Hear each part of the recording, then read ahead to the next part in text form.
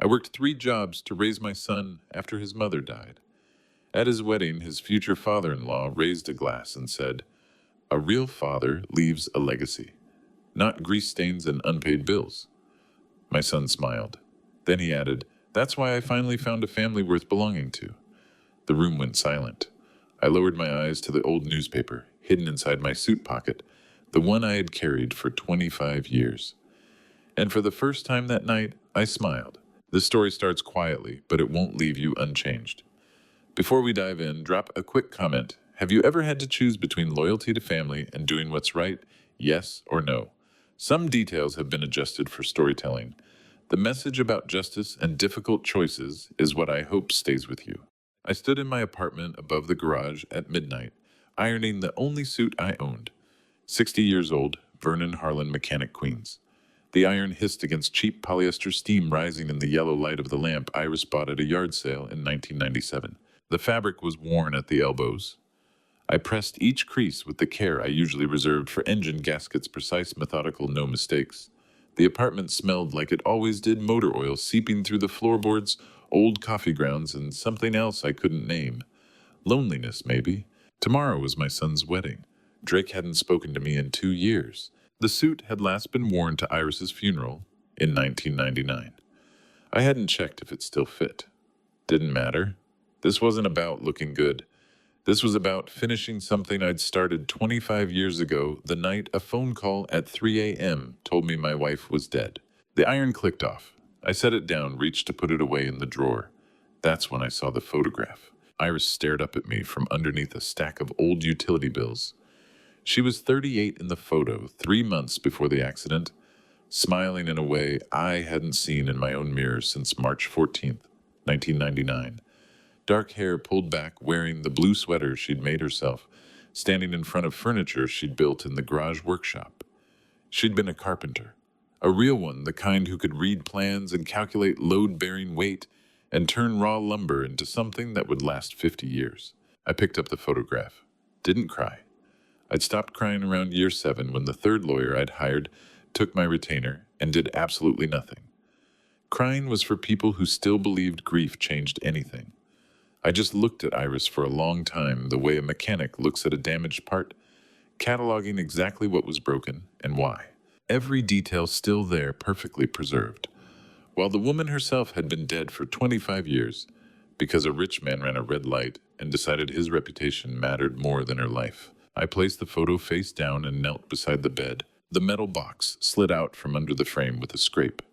Gray steel, fireproof, the kind you buy at hardware stores. I'd bought it in April 1999, 1 month after Iris died, when I realized nobody else was going to care enough to remember the details. I opened it on the workbench downstairs, the same bench where Iris used to sand wood, where I now rebuilt carburetors. The contents spread out under fluorescent light, like tools laid out before a complicated repair. A 1999 New York Post, yellowed and brittle. Preston Caldwell's name buried in paragraph 7. Prominent businessman questioned and released. No charges, no arrest. Just questioned and released, like my wife's death was an inconvenience to his schedule. A list of 6 witness names, handwritten. Wallace Garrett at the top, the lawyer who'd been walking his dog at 2:47 a.m. and saw the whole thing. The other 5 had somehow forgotten what they saw by the time police interviewed them again. Memory is fragile when money's involved. 3 business cards from 3 different lawyers. I'd paid each of them everything I had.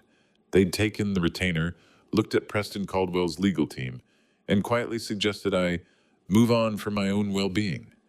That was the phrase they used. Accident scene photos. I'd taken myself with a disposable camera before police arrived, before Preston's people could sanitize the evidence. Skid marks that showed he'd accelerated, not braked. Glass from his Mercedes scattered across 2 lanes. Iris's station wagon crumpled where he'd T-boned her at 43 miles per hour. How long does a man carry a photograph before it stops being a memory and becomes evidence of a life that was stolen? I'd asked myself that question for 25 years. I still didn't have an answer. I gathered the papers, returned everything to the box except the newspaper. That one I folded carefully, Preston Caldwell's name still legible despite a quarter-century, and carried it back upstairs. The suit hung on the ironing board where I'd left it. I slipped the folded newspaper into the inner pocket, felt its weight settle against the fabric.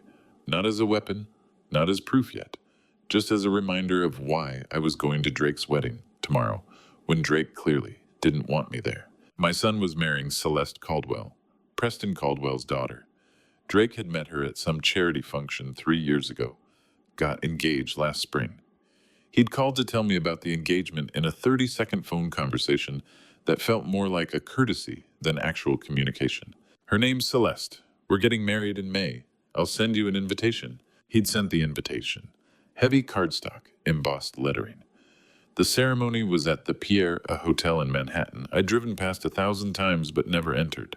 I hadn't told Drake that I knew exactly who his future father-in-law was. I hadn't told him that Preston Caldwell killed his mother and walked away because he had better lawyers than I could afford.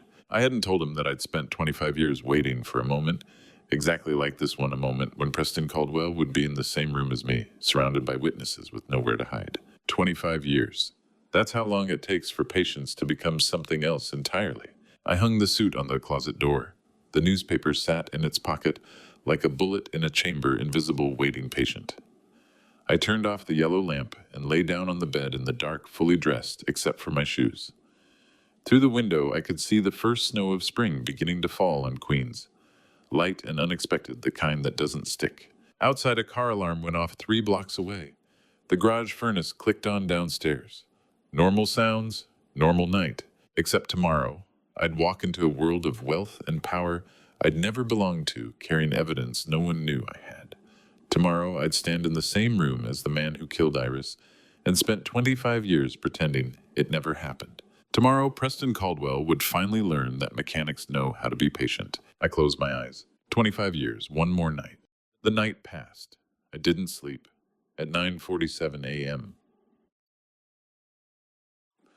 I stood in front of the mirror in my pressed suit, the newspaper a faint weight against my chest, and drove to Manhattan. The marble floor of the Pierre Hotel lobby was so clean I could see my reflection in it. A 60-year-old mechanic in a suit that cost less than the doorman's shoes. Crystal chandeliers hung overhead, throwing light that didn't flicker or hum like the fluorescence in my garage. The lobby smelled like money, fresh flowers arranged in vases taller than I was, and furniture polish that probably cost more per bottle than I made in a day. I carried no gift, no card, just the invitation in my pocket and the newspaper folded beneath it. A woman in a headset approached, scanning her clipboard. Name? Vernon Harlan? She found it at the bottom of the list. Grand ballroom. They'll seat you shortly. I waited near a window overlooking Fifth Avenue. Guests flowed past in designer suits and dresses that moved like water. I recognized none of them. They recognized nothing about me. Then I saw my son, Drake Harlan, 28, and polished in a custom tuxedo that cost more than my monthly rent, appeared in the lobby with the practiced smile of someone who had learned to belong in rooms like this. His hair was different styled, controlled. Even the way he walked had changed since the last time I'd seen him, 2 years ago. Smoother, like he'd been sanded down and refinished. He saw me. The smile didn't reach his eyes. Dad? He extended his hand. Not a hug, not even a real greeting. Just a handshake, the kind you give to vendors. I shook it. Congratulations. Thanks for coming. He didn't introduce me to the couple standing 3 feet away, both watching with polite curiosity. Didn't say, "This is my father." Just stood there for 5 seconds of silence that felt longer, then gestured toward the ballroom. Let me show you to your table. I followed him through double doors into a room that looked like it had been designed to make people like me feel small. White flowers everywhere, candles burning in daylight. 300 chairs arranged in perfect rows facing a stage draped in silk. Drake led me past the front tables, reserved signs on each one, names I didn't recognize, past the middle section, past the side aisles, all the way to the back corner, the last table, next to the emergency exit. He pulled out a chair. You'll be comfortable here, Dad. Not a question, a statement, an assignment. I looked at the table. 8 seats, 7 of them empty. The name tag in front of my assigned chair read Vernon in small letters. No last name. Thank you for the invitation, I said. Drake adjusted his cufflinks. We seat family in order of contribution. Preston wanted to make sure everyone felt they had a place. Contribution. The word sat between us like something sharp. I understand, I said. He nodded once, already turning away. Ceremony starts at noon. Enjoy.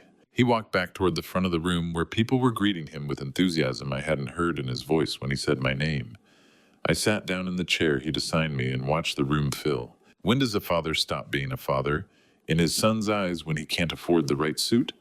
Or when the son decides there's a better man to call dad? I didn't have an answer for that either. The seats filled slowly. Front tables, first men in $1,000 suits, women in jewelry that caught the chandelier light. Then the middle sections, then the sides. The 7 empty chairs at my table stayed empty. At 11:47, 3 people arrived and took seats at the opposite end, careful not to make eye contact. We were the overflow, the afterthoughts. Then I saw him, the silver-haired man standing among the VIP guests.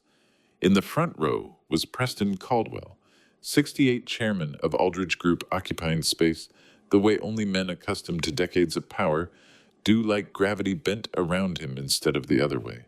Same height as the newspaper photo, same jaw, same bearing. My hand moved to my vest pocket. The newspaper was still there, pressed against my ribs. He stood next to a woman who must have been his wife, shaking hands with guests, laughing at something someone said. Comfortable, confident.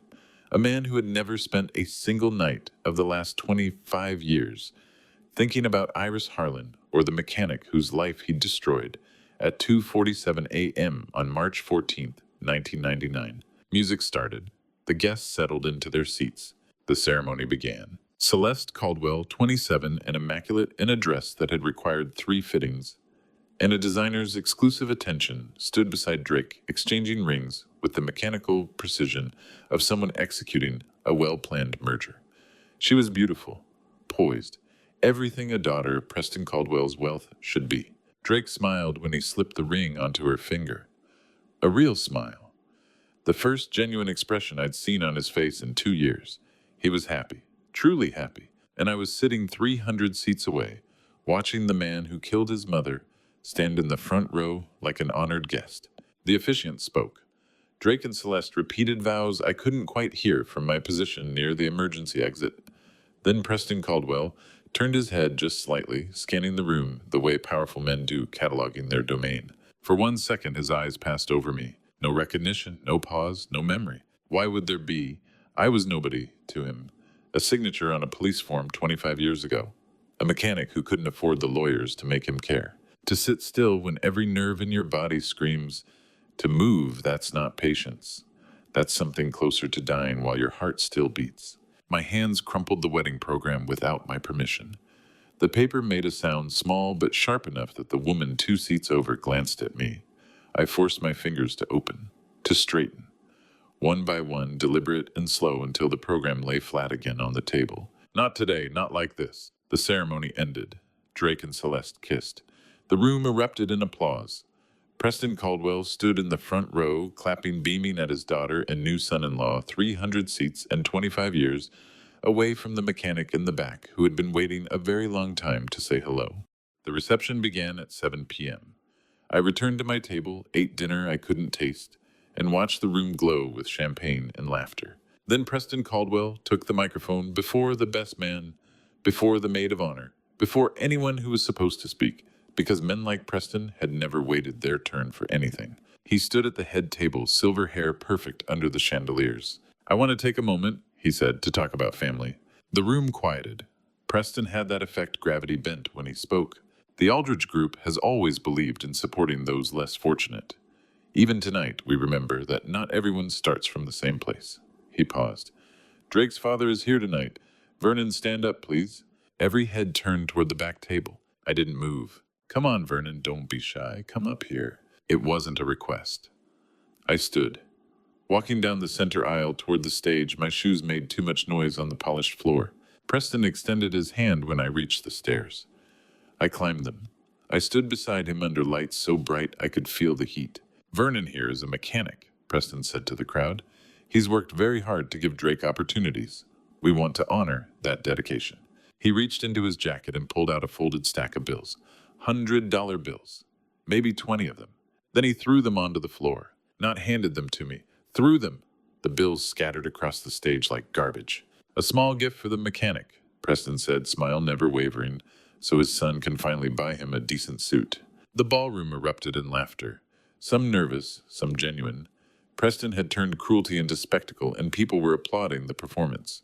Drake set down his champagne flute, smiled at the room, the easy practice smile I'd watched him build over 3 years of Aldridge family dinners. "That's why I finally found a family worth belonging to," he said. More laughter, more applause. I looked at my son across 300 seats of candlelight and crystal, and I understood for the first time that he believed it. I looked at the money on the floor. I looked at Preston standing 2 feet away. I looked at Drake in the front row. My son stared back with a warning, not shame. His expression said, Don't say anything, just leave." There are different kinds of silence. The silence before a storm. The silence of a held breath. The silence of a man choosing not to speak, because speaking would mean acting, and acting would mean consequences he isn't ready for yet. I turned and walked off the stage, left the money where it lay, returned to my table while Preston's voice followed me. "We like to support those less fortunate, even at family events." More laughter, more applause. I sat down. My hands were shaking. I pressed them flat against the tablecloth until they stopped. 30 seconds later, Drake appeared beside my chair. He grabbed my arm hard enough to leave marks and pulled me toward the backstage hallway. Before we disappeared through the side door, he stopped at a waiter's station and took the spare microphone. He turned to face the ballroom. "My father has schizophrenia," Drake said, voice clear and steady. "I apologize for any disruption he may have caused tonight." Scattered sympathetic murmurs. Understanding nods. Poor Drake dealing with a mentally ill father at his own wedding. Drake set down the microphone and pulled me through the door into a white hallway lined with catering equipment. He released my arm. "You shouldn't have come," he said. "You invited me, because if I didn't, you'd show up anyway and make a scene." He reached into his jacket and pulled out a tri-folded document. Thick paper, expensive. Lawyer signatures already visible on the second page. He handed it to me. "Sign it." I unfolded it, read the header, personal rights waiver, read the clauses underneath one by one the way a mechanic reads a contract designed to trap him. Vernon Harlan agrees not to contact Drake Aldridge or any member of the Aldridge family. Agrees not to attend future family events. Agrees not to make public statements regarding the family. Violation constitutes harassment and will be prosecuted. Drake Aldridge. He'd already changed his name. The document was dated 3 days ago. "You had this prepared before I arrived," I said. "I've known you were going to be a problem for 2 years. I'm your father. You're a mechanic from Queens who doesn't understand when he's not wanted." Drake gestured to the document. "Sign it or I call the police and have you removed for harassment." 25 years of waiting, 25 years of evidence gathering, all of it nearly destroyed by pride in 5 seconds on a stage. I signed at the bottom. Drake took the document, folded it, returned it to his pocket. Then he gestured behind me. 2 hotel security guards in matching dark suits appeared, men paid to remove problems quietly, without asking questions. "Escort him out," Drake said. "Service exit, I don't want him seen leaving through the lobby." The guards moved to either side of me. Not touching, but close enough. I walked between them through corridors, past kitchen staff, who pretended not to notice, through a gray metal door that opened onto a side alley. The door closed behind me with a heavy click. 7:35 p.m. The first real snow of March had started, wet, heavy, the kind that soaks through cheap fabric in seconds. I stood on the sidewalk. Above me, through tall windows 3 floors up, I could see the warm yellow glow of the ballroom. I reached into my vest pocket and pulled out the folded newspaper, still dry, protected by my body heat. I held it in both hands and looked at Preston Caldwell's name printed in black ink on yellowed paper. Then I looked back up at the warm windows where 300 people were eating their 7-course dinner, and my son was cutting a cake that cost more than my truck. "Not tonight, Preston," I said to no one, to the empty sidewalk, to the snow falling on my shoulders. But soon. 3 days after the wedding, I drove home through melting snow and went straight to the garage without turning on the apartment lights upstairs. I pulled the metal box from under my bed for the second time in a week and carried it down the narrow stairs to the workshop. The garage was cold. I didn't turn on the heat, wasting propane on March nights when you can just wear a jacket. I cleared my workbench, pushed aside a carburetor I'd been rebuilding for a '98 Civic, wiped the surface with a clean rag until no oil residue remained. I placed the box in the center under the white fluorescent work light. The key was on the same ring as my truck keys. I'd carried it every day for 25 years without using it more than a dozen times. The lock clicked open. The smell of old paper and metal rose in the cold air. I spread the contents across the workbench, the way a mechanic lays out parts before a rebuild. Everything in order, everything visible, everything ready. The newspaper came out first. March 15th, 1999. Page 9, lower left corner. Accident report, 4 paragraphs. Preston Caldwell's name in paragraph 3, prominent businessman, questioned and released. 6 photographs next. Disposable camera developed at a Walgreens on Northern Boulevard 3 days after Iris died. I'd taken them myself before police arrived, before the scene was cleaned, before anyone could tell me I wasn't allowed to document my own wife's death. The intersection from 4 angles. Skid marks 43 feet long, measured with a tape measure I kept in my truck. The traffic signal timing box mounted on the pole cover, hanging open where someone had accessed it. The debris field glass, plastic metal fragments scattered across 2 lanes in a pattern that told a story, if you knew how to read it. Then the fire marshal report. 2 versions. I laid them side by side under the light. The first version, original, stamped March 16th, 1999, obtained by a lawyer I'd paid $800 who quit before filing anything. The second version, public release, dated June 2nd, 1999, 3 months later. I'd counted the differences 17 times over 25 years. Always 17. Never 16, never 18. 17 documented changes between what the fire marshal wrote on March 16th and what the city released to the public in June. Signal timing data removed. Witness statement summaries shortened. Vehicle speed estimates lowered by 9 miles per hour. Skid mark analysis deleted entirely. The word alcohol appeared in the original version twice, 0 times in the public version. Someone had sanitized the truth, and they'd left fingerprints doing it. I set the reports aside and pulled out 3 business cards held together with a rusted paperclip. Attorney 1, Michael Brennan, Esquire. I'd paid him $1,200 in April 1999. He'd stopped returning my calls after 2 weeks. Attorney 2, Sarah Hoffman, Esquire. $800 in September 1999. She'd looked at my evidence for 20 minutes and said, "This isn't winnable." Attorney 3, David Chen, Esquire. $2,500 in February 2000. He'd sent a form letter 6 weeks later saying the statute of limitations had complications and he couldn't proceed. $4,500 to 3 different lawyers who did nothing. That's 6 months of groceries when you're raising a son alone. That's a year of utility bills. That's the difference between keeping the garage open and closing it. I kept the business cards because Rage needs receipts. Beneath them, a single sheet of paper lines written in my mechanical printing. 6 names. Witnesses, potential allies, people who were there or knew something. First name at the top, underlined twice in blue ink, Wallace Garrett, NYPD detective, retired. Below him, Roy Sinclair, bus driver. Other vehicle. Margaret Flynn, pedestrian witness. Thomas Wade, EMT, first on scene. Elizabeth Monroe, traffic engineer. Christopher Dunn, fire marshal, who wrote the original report. I'd compiled this list over 3 years. Each name represented months of research, newspaper archives, public records, a private investigator.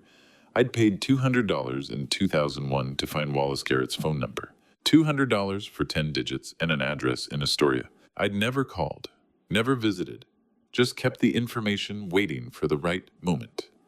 Because revenge requires precision, and precision requires patience. What's the difference between patience and cowardice? 25 years of documentation. I took a pencil and drew a single line through Wallace Garrett's name.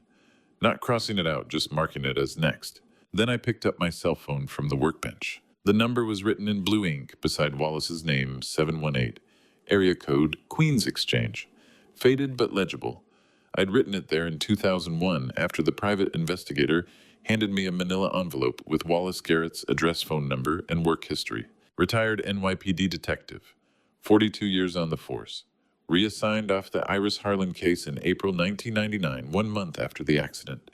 Retired in 2003. Still lived in the same Astoria apartment he'd rented in 1987. 23 years I'd had this number. 23 years I'd carried it on a piece of paper in a metal box under my bed. Never dialing, never speaking, just waiting. I dialed. The phone rang once. The sound felt too loud in the silent garage, like I'd started an engine that couldn't be turned off. It rang twice. I realized I'd never rehearsed this conversation. 25 years of planning, documenting, preparing, and I'd never once practiced what to say when someone answered. The ringing stopped. Someone picked up, a man's voice older, careful, the kind of voice that had answered 1,000 phone calls from strangers and learned to be cautious. Yes, I opened my mouth to speak. Nothing came out. 25 years of waiting, and I couldn't remember how to say my own name. I forced my throat to work. My name is Vernon Harlan, I said. Silence on the other end. Then, Vernon Harlan, Wallace Garrett said, not as a question, but as a statement, like he'd been carrying that name in his mouth for 25 years, waiting for permission to say it out loud. I've been waiting for this call.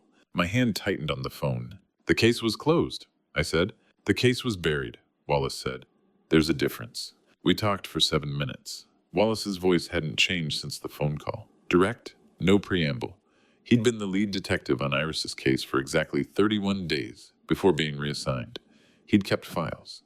Not the official ones, those had been destroyed per order from the deputy commissioner. Photocopies, hidden in his basement since 1999. Bring whatever you have, Wallace said. Rosie's Diner, Steinway Street, 9 a.m. tomorrow. I hung up and stared at the workbench for a long time. The next morning, I walked into Rosie's Diner at 8:57 a.m. The place smelled like coffee and decades of cigarette smoke that no amount of cleaning had removed. Formica tables, vinyl booths, fluorescent lights that hummed. Wallace Garrett sat in a corner booth, 65, retired NYPD, with the careful posture of a man who'd spent decades learning when to speak and when to stay silent. Gray hair, reading glasses on a chain, hands folded on the table like he was waiting for a suspect to confess. I slid into the booth across from him. He didn't shake my hand, didn't say hello, just reached into a worn leather briefcase and pulled out a manila folder 2 inches thick. He slid it across the table. I opened it. Original incident reports, witness statements, evidence logs from March 14th, 1999. Photographs I'd never seen before, angles of the scene the public version never showed. Traffic signal data, vehicle speed calculations, blood alcohol estimates, documents that were supposed to be destroyed. Deputy Commissioner called me into his office, Wallace said quietly. April 23rd, 1999. Said the case was concluded. Said all original materials had to be submitted for archive. Meaning destruction. Meaning destruction.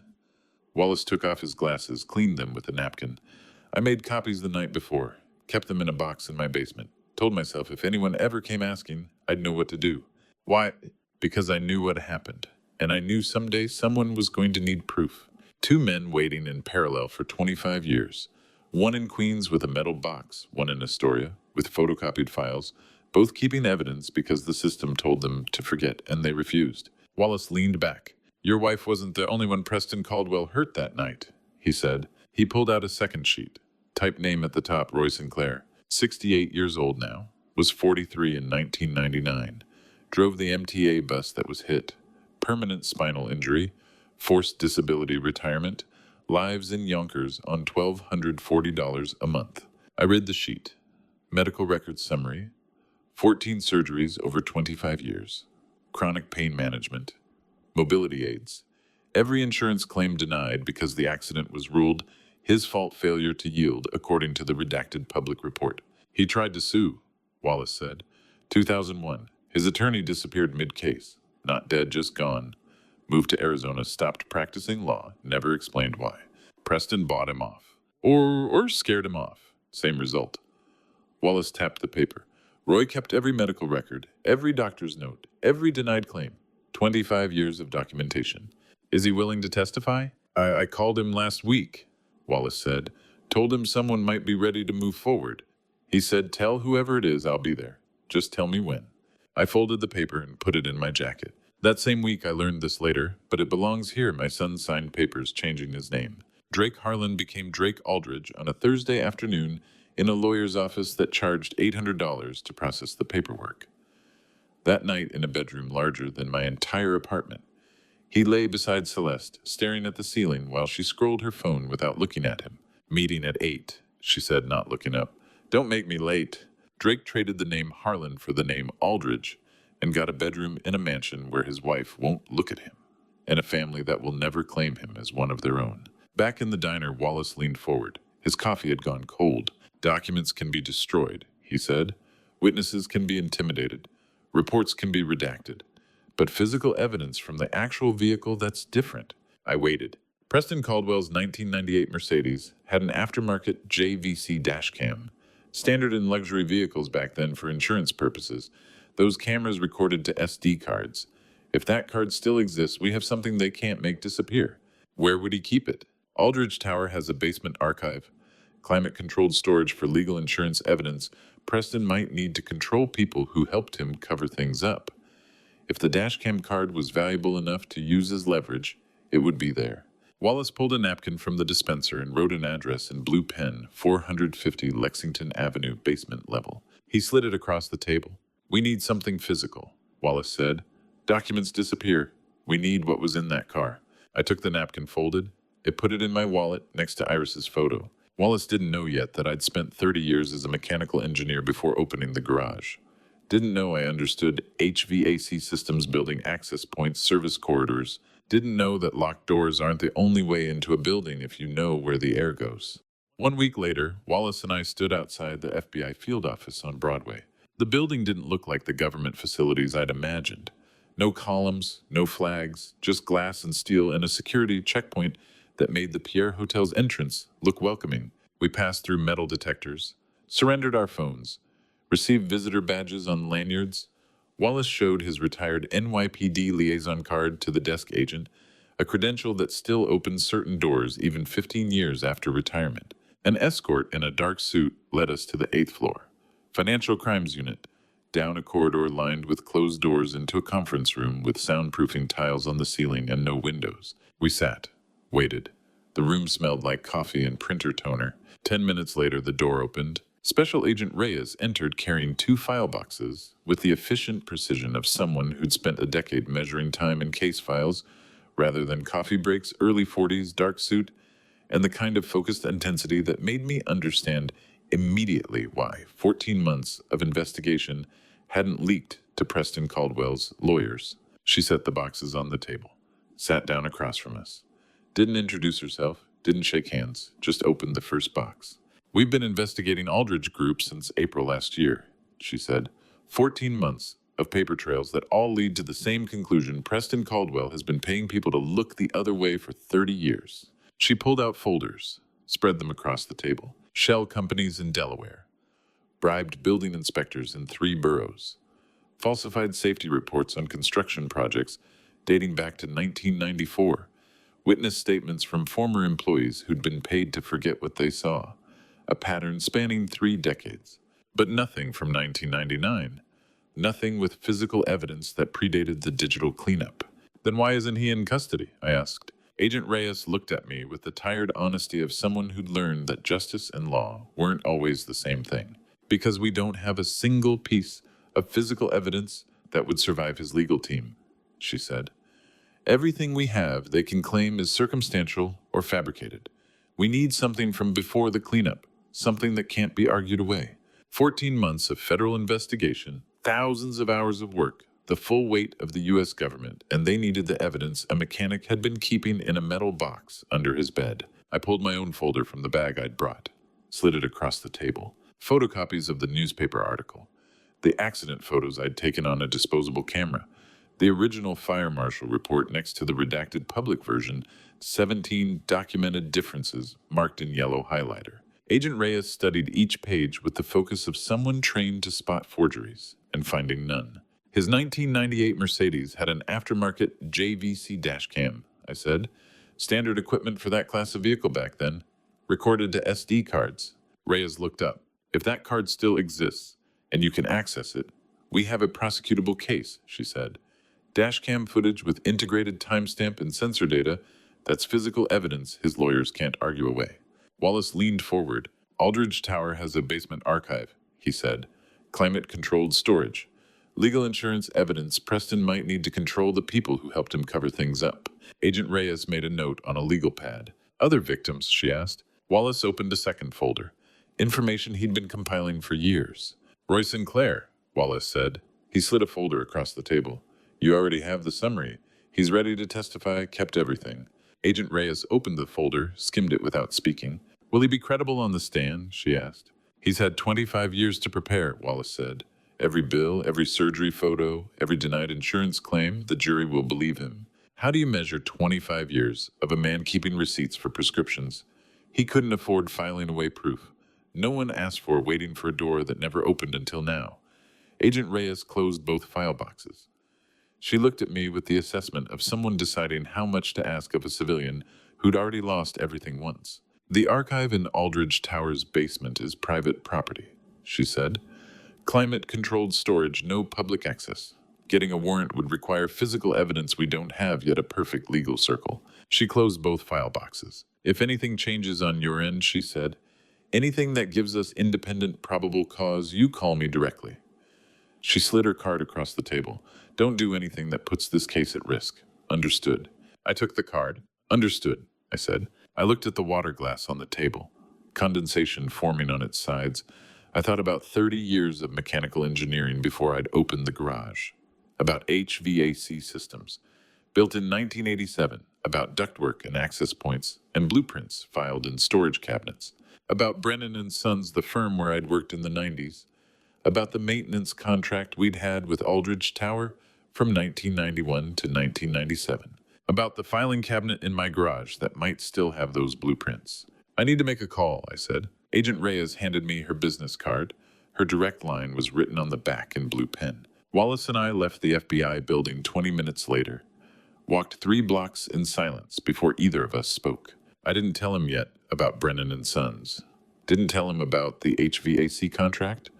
Or that I'd spent the walk home thinking about a filing cabinet with a 1994 label that might still hold Aldridge Tower's mechanical blueprints. Reyes had told me not to do anything that put the case at risk. She hadn't told me I couldn't look inside my own filing cabinet.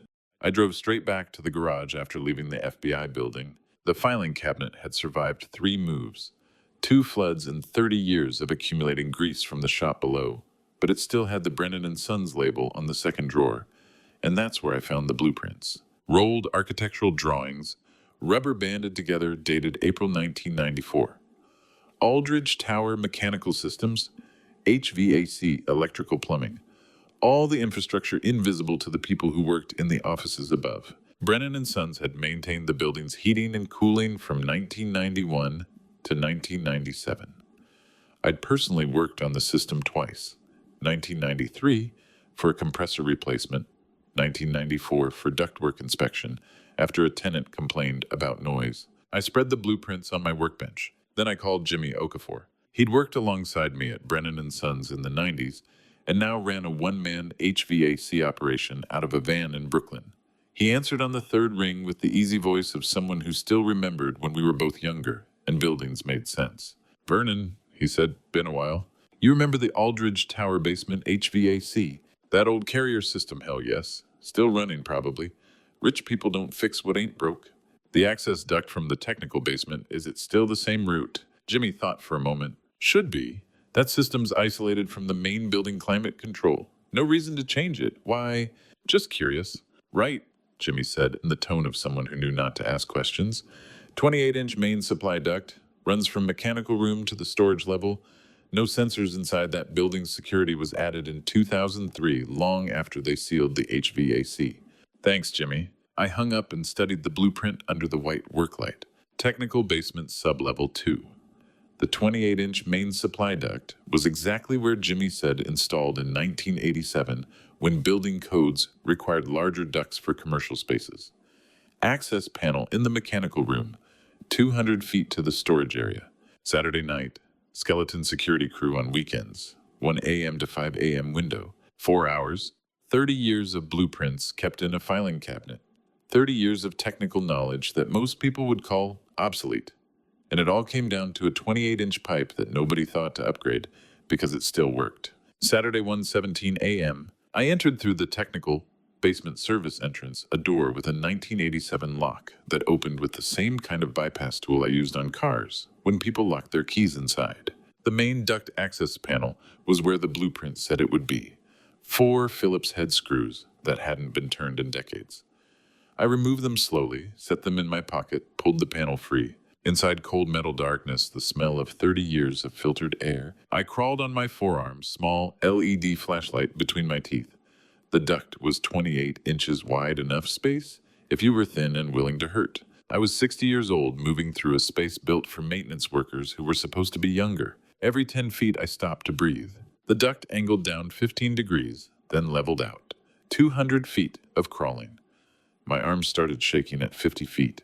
At 100 feet, I had to rest for 2 minutes, face against cold metal, wondering if I'd have the strength to crawl back uphill. Crawling through that duct at 60 felt like crawling through my own past. Tight, dark every foot forward, requiring something I didn't have 20 years ago but somehow found anyway. At 3:42 a.m., I reached the storage area access panel. I removed it from the inside, 4 more screws, hands cramping, and dropped into a room lit only by emergency exit signs, just enough green light to see. Two gray metal filing cabinets lined 2 walls. Filing systems from the 90s before everything went digital. I searched methodically. 1999, March, legal materials. Third cabinet, second drawer. A plastic document envelope. Handwritten label in black Sharpie, March 14th, 1999.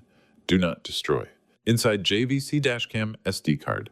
128 megabytes, the kind that came standard in luxury vehicle systems back then. Preston had kept it as insurance evidence to control anyone who'd helped him cover up the accident. I also found a red legal folder beneath the envelope. Opened it, 4 other incidents dated 1995 through 2008. Same pattern, same handwriting, same insurance. I left the folder. Took only the SD card. Leave no evidence of disturbance except what's missing. I climbed back into the duct at 4:28 a.m., replaced the access panel from inside, and started crawling. Slower this time, uphill 15 degrees. My arms shook with every movement forward. At one point I stopped, and wasn't sure I could continue. Lay there in the dark for 30 seconds, breathing metal-scented air, thinking about Iris and 25 years, and whether this was how it would end, stuck in a duct in a building I'd helped maintain 3 decades ago. Then I kept moving. I exited the technical basement at 4:52 a.m., replaced the duct access panel, wiped down the surfaces I'd touched with a rag from my pocket. Outside, the sky was that particular gray-blue of Manhattan summer mornings, the air already warm. I walked 3 blocks to the subway station on Lexington, the SD card in my inner jacket pocket next to Iris's photograph. I rode the subway back to Queens as the city woke up around me, exhausted and aching, and holding the one piece of physical evidence that Preston Caldwell's lawyers couldn't argue away. I had what I came for. I hadn't told Reyes I was going in. Hadn't told Wallace either. What I'd done was trespassing, breaking and entering on private property. No warrant, no authorization, nothing that would survive a defense attorney's first motion. The SD card in my pocket was evidence I couldn't hand to the FBI directly, not without destroying the case. But I could describe what I'd seen. I could tell Reyes there was a basement archive at 450 Lexington containing materials from March 1999. I could give her enough for probable cause without giving her the card itself. Let the FBI get their own warrant. Let them find it legally. The card was mine until then. What I didn't know then was that at 1:47 a.m. a hallway security camera outside the technical basement had captured a silhouette entering a door that was supposed to be permanently locked. What I didn't know was that by Monday morning, someone would be reviewing that footage. What I didn't know was that someone would recognize the way that silhouette moved. I learned later what happened Monday morning. The security report landed on Drake's desk at 8:47 a.m. 3 sentences about a basement access anomaly. Saturday night timestamp 1:17 a.m. flagged for VP review because it involved restricted areas. Drake descended to the second-floor security office, entered the code for executive access. The security chief, a former NYPD sergeant who traded a pension for private sector money, pulled up Saturday's footage with practiced efficiency. A hallway camera, basement level, 1:17 a.m. A silhouette entering the technical basement door, a door that hadn't been opened in 3 years, according to digital logs. The figure moved with a particular economy of motion, the way someone moves when they've done physical work their entire life. Drake recognized me in 5 seconds. "Has anyone else seen this?" he asked. "Just came in this morning," the security chief said. "Your first review." Drake stared at the screen for 30 seconds. Then he made a decision. "Delete it from the main server," he said. "Mark it false trigger. Send no report to Preston Caldwell." The security chief hesitated. "Protocol requires escalation to the chairman on basement-level breaches." "I sign your contract renewals," Drake said. "This conversation is protocol now." The footage disappeared. Drake chose to hide it from Preston, not out of loyalty to me, but out of calculation. Whatever I'd found, he wanted it first before his father-in-law knew it existed. He organized a private team. 4 men he'd used before for situations that needed to stay off official records. Instructions: find what the mechanic took, get it back, do it quietly. I didn't know any of this was happening. Not Monday, not Tuesday. Wednesday, 6:15 p.m. I locked the garage bay door after finishing work on a Honda Civic's transmission.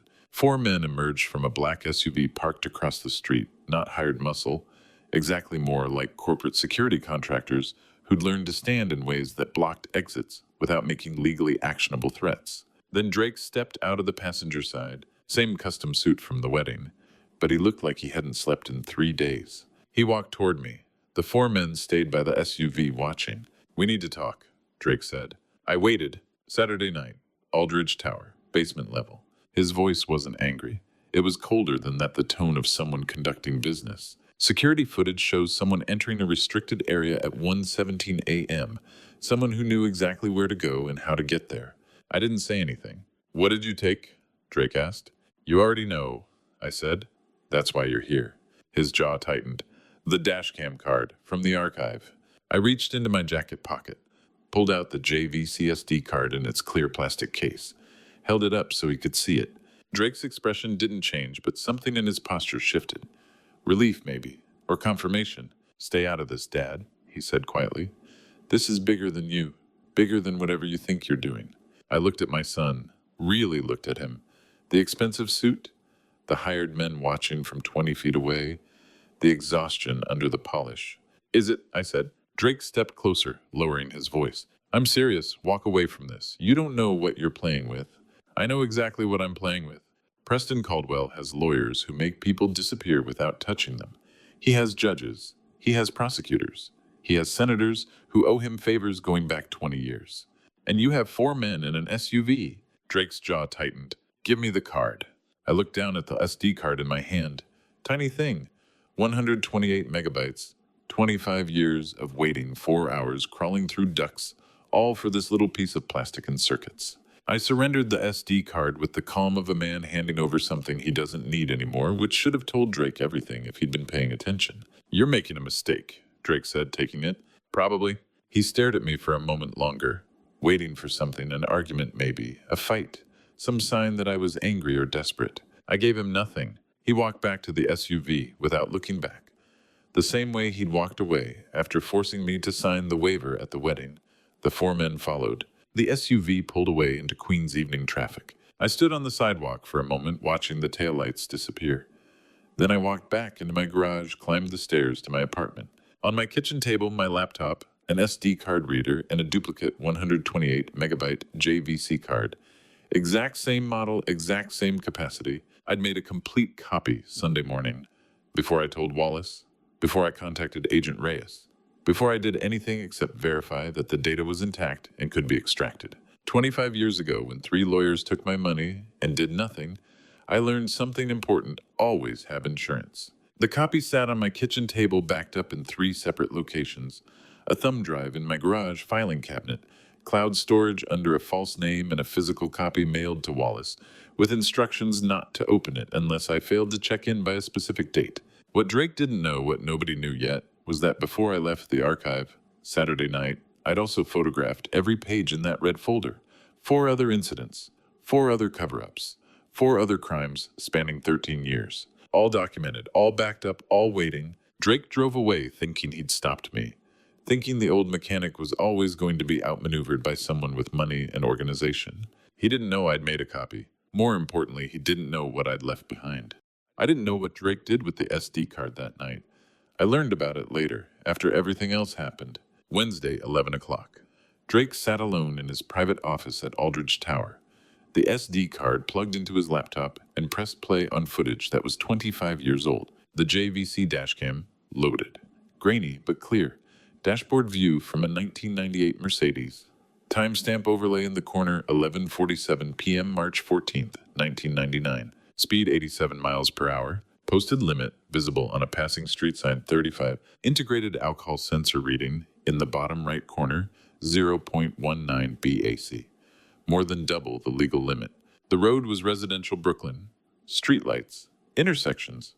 Preston Caldwell ran a red light at 87 miles per hour with a blood alcohol level that meant he shouldn't have been able to stand, let alone drive. The impact happened off camera, but the audio captured it. Metal, glass, something terrible and final. Drake watched the entire 4-minute clip twice. For the first time in 3 years, he thought about Iris Harlan. Not as a name in the waiver he'd forced me to sign, not as a ghost he'd used to justify cutting me out of his life, but as a 38-year-old woman who died because the man he'd married into drove drunk at twice the speed limit. Then he did what men like Preston Caldwell do. He made a copy. Drake plugged in his personal external hard drive, 2 terabytes, encrypted, kept in his apartment, not the office. He copied every file, video, data sensor logs, timestamp verification. The copy took 3 minutes. Drake ejected the original, placed it in his desk drawer. The copy stayed with him. Drake made a copy of the evidence for insurance, the same thing Preston had done in 1999, keeping the dashcam footage to control the people who helped him cover up. Drake was becoming exactly what he'd married into. Friday morning, 9 o'clock. Drake arrived at Preston's office, 48th floor corner suite, with panoramic Manhattan views that cost more per month than I make in a year. Preston was reviewing quarterly reports. Didn't look up when Drake entered. Drake set his laptop on the mahogany desk without asking permission, angled the screen toward Preston, pressed play. Preston Caldwell watched his own 1999 dashcam footage in complete silence for 3 minutes and 47 seconds. Watched himself drive drunk, run a red light, kill Iris. When it ended, Preston closed the laptop with one finger, leaned back in his chair, waited. Drake spoke carefully the words he'd practiced all night. I want executive vice president, 15% real stock, not options. Independent approval authority on all projects over $10 million. Preston didn't blink. That's quite specific, he said. I've had time to think about it. Preston nodded slowly, the way someone nods when they're doing calculations you can't see. I'll have the papers drawn up by Monday, Preston said. Full contract, everything you specified. We'll sign it in this office. With witnesses, Drake said. Of course. Celeste should be there. Family matter. Preston extended his hand across the desk. Drake shook it. The handshake was firm, professional, the kind that seals deals worth hundreds of millions. Preston agreed to everything without negotiation. 15% VP position, independent authority. A man who'd spent 40 years fighting for every percentage point just handed over the kingdom. That should have been the warning. Drake left the office with the laptop. Took the elevator down 48 floors, thinking about how easy that was. How Preston had agreed to everything without resistance. It should have felt like victory. It felt like something else. Preston Caldwell sat alone in his office for 30 seconds after Drake left, staring at the space where the laptop had been. The space where his son-in-law thought he'd just won. Then he picked up his desk phone, dialed his personal attorney, not the firm's general counsel. His personal attorney who'd cleaned up Preston's problems for 30 years. The attorney answered on the first ring. Preston spoke clearly. No emotion, the tone of someone placing a very specific order. Draw up the VP contract exactly as discussed. Standard 89 pages. On page 47, add the personal guarantee clause. The attorney asked for clarification. $340 million, Preston said, tied to marriage continuation and my survival as chairman. Cancellation conditions, divorce from Celeste or my death while serving as chairman. Make it airtight. Make it invisible. Silence on the other end. Bury it in the standard language, Preston said. He'll sign without reading. They always do. The attorney confirmed he understood. Monday morning, Preston said. I want it ready for signature. He hung up, poured himself a scotch from the crystal decanter on the credenza. The same scotch he'd been drinking the night he killed Iris. The same brand he'd drunk every Friday for 25 years. He raised the glass to the window, to Manhattan spread below him, to the son-in-law who thought he'd just won. Preston had been setting traps for people smarter than Drake for 40 years. This one was his finest work yet. I learned all of this later. Pieced it together from what Drake told me, from what the FBI discovered from documents that surfaced during the investigation. But on that Friday, I didn't know any of it. I was in my garage, working on a transmission, waiting for the next move. The SD card copies sat in my kitchen upstairs. The backup files were stored in 3 separate locations. The photographs of Preston's other cover-ups were encrypted on a thumb drive mailed to Wallace. I'd done everything I could do. Now I had to wait and see if Drake would make the choice I thought he would. The choice between his father and his father-in-law, between the man who raised him and the man who owned him. I was betting he'd choose wrong. I was betting Preston would make sure of it. Monday's signing was scheduled for 10 o'clock. But the real work happened over the weekend, in an office I'd never seen by a man I'd never met. I learned what happened over that weekend, much later pieced together from Philip Whitmore's own testimony at trial, from paralegal depositions from documents that surfaced during discovery. This is what the evidence showed. Whitmore had been Preston's personal attorney for 32 years. Not the firm's general counsel, Preston's personal attorney. The distinction mattered. He'd written 16 contracts before this one using the same method, legitimate terms, through 46 pages. The trap on page 47, 42 more pages of legitimacy after it. 16 people had signed. 16 had later discovered what they'd agreed to. Drake would be number 17. Executive Vice President compensation structure. 15% equity vesting schedule over 5 years. Independent approval authority on projects exceeding $10 million. Standard non-compete and confidentiality clauses. Benefits package. Severance terms.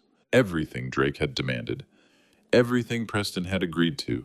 All written in clear language that any competent attorney would review and approve. 46 pages of legitimate contract that made page 47 look like more of the same. Building a contract like this is like building a house with a trapdoor.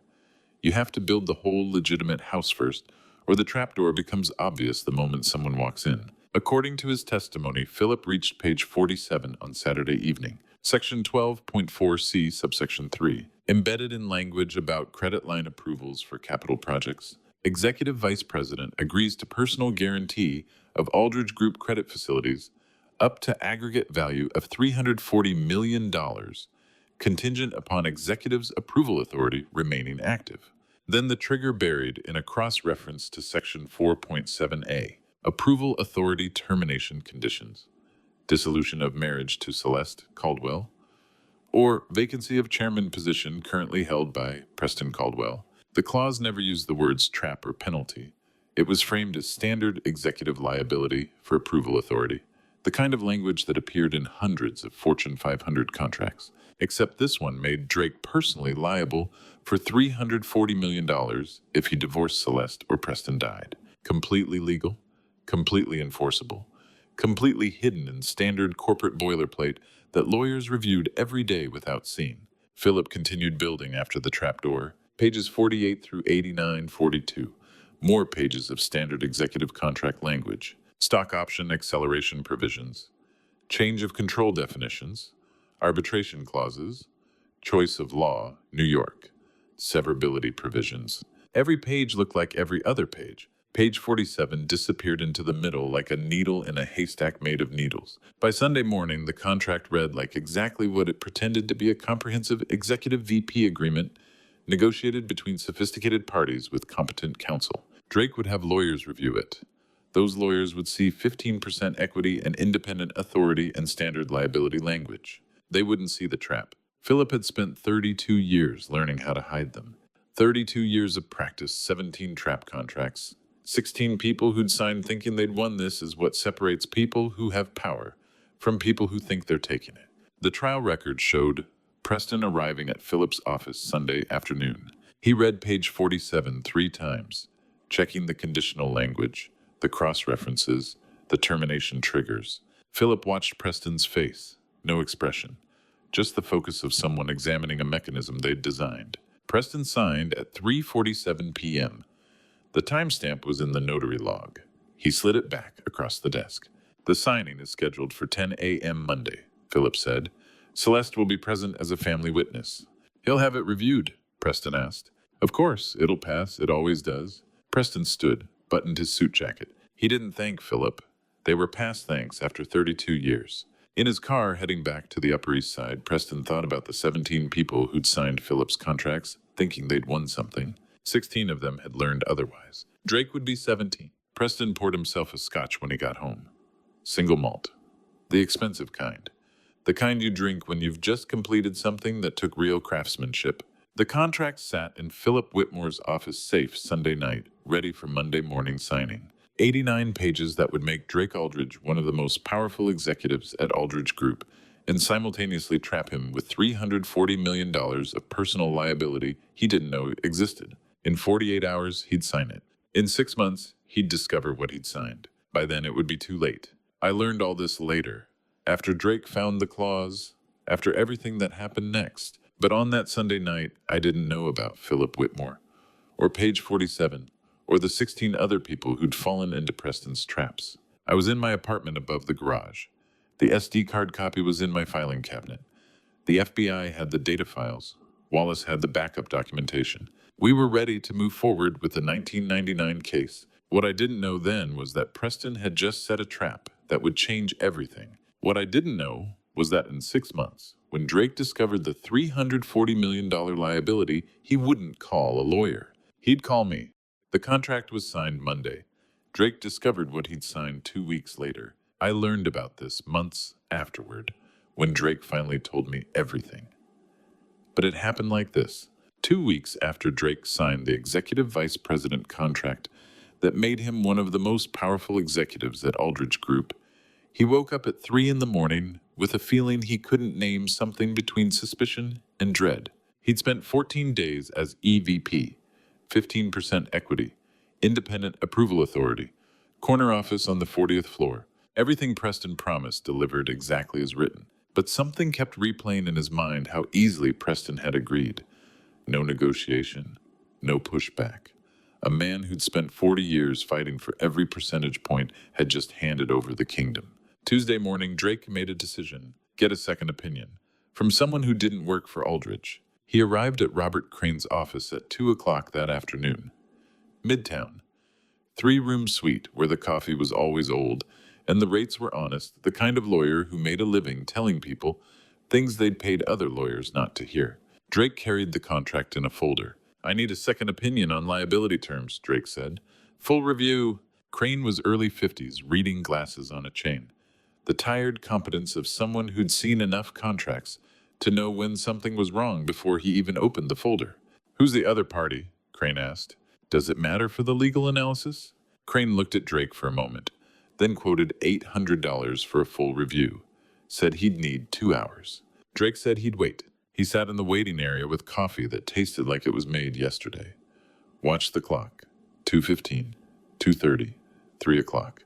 Every minute felt longer than the one before. Preston knew Drake wouldn't read all 89 pages. Nobody does. That's why the trap works. You hire lawyers to read contracts for you, and if those lawyers work for the person trapping you, the trap closes before you know it exists. At 4:07 p.m., Crane called Drake back into his office. He'd marked page 47 with a yellow tab. Crane sat down, spoke in the flat tone of someone delivering bad news they got paid to deliver. Section 12.40C, subsection 3. You've personally guaranteed $340 million in Aldrich Group credit facilities. Drake stared at him. The guarantee activates with your approval authority, Crane continued, terminates only if your approval authority terminates. Your approval authority terminates under 2 conditions, cross-referenced in Section 4.7, a dissolution of marriage to Celeste Caldwell, or vacancy of chairman position held by Preston Caldwell. Crane looked up. You've signed a personal guarantee that makes you liable for $340 million. If your father-in-law dies or you get divorced, whichever happens first. Drake's voice came out quiet. That's not what he told me it said. It's what you signed. Is it enforceable? Perfectly. You had counsel review this before signing, I assume. The firm that represents Aldrich Group. Crane nodded slowly. Then they either missed it or were instructed to miss it. He left Drake alone in the office to process. Professional courtesy, maybe. Or maybe he just didn't want to watch. Drake sat in the client chair, staring at page 47. At the yellow tab Crane had left there, like marking the spot where Drake's life changed. He did the math. If Preston died tomorrow, Drake owed $340 million he didn't have. If Celeste divorced him, same result. He couldn't leave the marriage. Couldn't outlive Preston's chairmanship. Couldn't do anything except stay exactly where he was until Preston chose to release him. Which Preston would never do, because that was the point of the trap. How do you measure the weight of $340 million you don't have in years of slavery, in pieces of your life you'll never own in the exact moment you realize your ambition has purchased your cage? Drake paid Crane $800 cash. Didn't want this consultation on any credit card Preston might see. Walked out into Midtown afternoon traffic, holding 89 pages that weighed nothing and everything. He thought about the 2 termination conditions, marriage or Preston's life. He couldn't control Celeste. She was her father's daughter, always had been. But Preston's life. That was a different variable. Drake stood on the corner of 47th and Lexington, thinking about how the clause terminated if the chairman position became vacant, thinking about how Preston was 68 with documented heart disease, thinking about how $340 million was enough debt to destroy 3 generations of a family, thinking about how he'd walked into that marriage trying to escape his father's shadow, and now he was trapped by his father-in-law's design.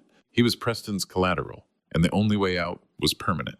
Drake walked back to Aldridge Tower with the contract in his briefcase, past the security desk that greeted him as Mr. Aldridge now, up to the 40th floor corner office with his name on the door. Everything he wanted delivered exactly as promised, and underneath it all, a trap that made him worth more to Preston alive than free, made Preston worth more to Drake dead than alive. That's when the thought arrived, quiet and terrible and undeniable. Preston's death terminates the guarantee. Drake sat at his desk, opened his laptop, began to research something he never thought he'd research. I didn't know any of this was happening, not yet. I was in my garage waiting for the FBI to finish analyzing the dashcam footage, waiting for the case to move forward.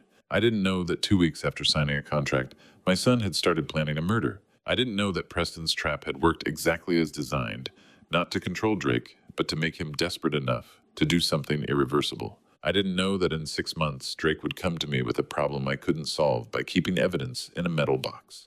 Drake spent the next 3 months alone.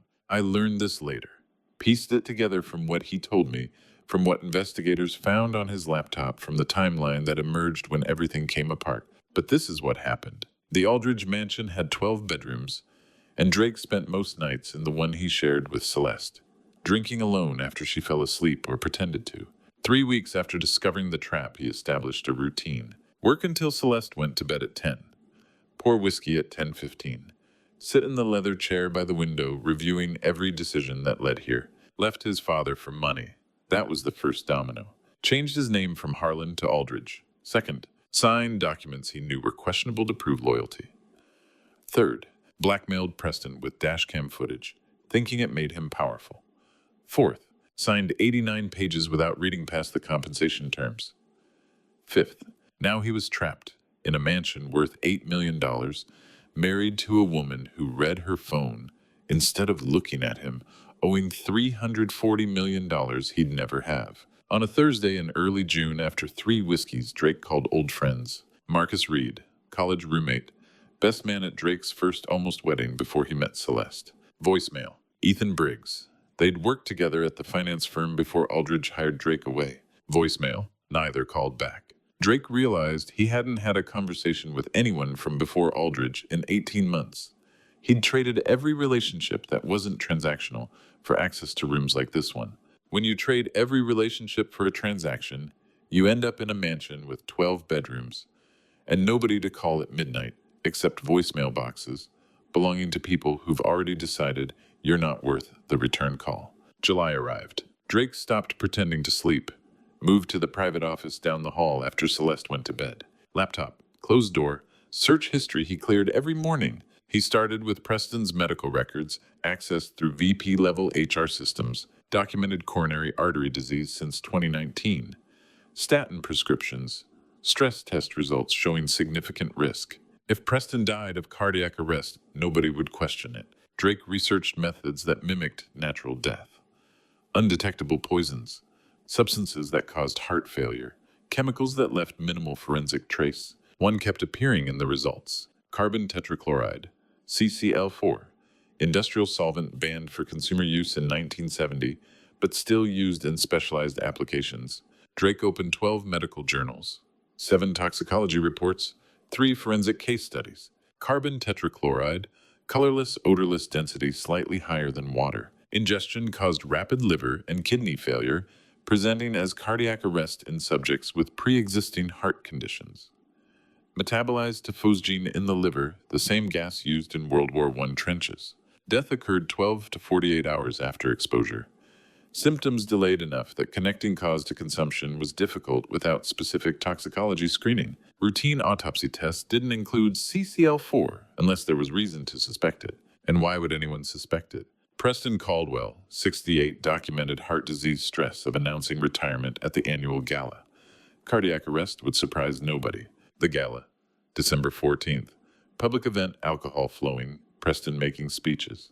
Perfect. He's planning to murder Preston using evidence of Preston's murder, using the dashcam footage of a killing to justify another killing, becoming exactly what he blackmailed. The problem: where to acquire CCL4. Industrial suppliers required business licenses, left paper trails, asked questions. Then Drake found the answer in a forum for auto restoration enthusiasts. Carbon tetrachloride for metal degreasing, still used by older mechanics who'd learned before modern alternatives. Stored in original bottles from before the 1970 ban. Drake thought about my garage. 30 years of mechanical work. Filing cabinets full of old supplies. The kind of shop that keeps everything because you never know when you'll need it. If anywhere had CCL4, a mechanic that old would. Drake closed his laptop at 2:47 a.m. on a night in late July. The mansion was silent, except for Manhattan traffic, 40 stories below, filtering up through bulletproof windows. He was going to steal poison from his father's garage to kill his father-in-law. The irony tasted worse than the whiskey. He knew exactly where to get the chemical. Drake sat in the dark office of a mansion he didn't own, drinking whiskey he couldn't afford if the trap sprang, planning a murder that solved his problem by creating my tragedy all over again. Iris died because someone poisoned themselves behind a wheel. Now Drake was going to poison someone at a party. 25 years, 2 poisons, same family. He opened a blank document on his laptop and typed one line: Vernon's garage after midnight Saturday. Then he deleted it and closed the computer. Some plans you don't write down. I didn't know any of this was happening. I was waiting for the FBI to finish their analysis, waiting for the case against Preston to move forward. I didn't know my son was sitting in a mansion office researching how to kill his father-in-law. I didn't know he'd identified my garage as the source for his murder weapon. I didn't know that in 2 weeks he'd break into the shop where I'd raised him and steal something that would lead us both to a place neither of us could come back from. All I knew was that the dashcam footage was with the FBI. The case was building, and Preston Caldwell was finally going to answer for what he did in 1999. What I didn't know was that Drake was planning to make sure Preston never made it to trial. Saturday night, August.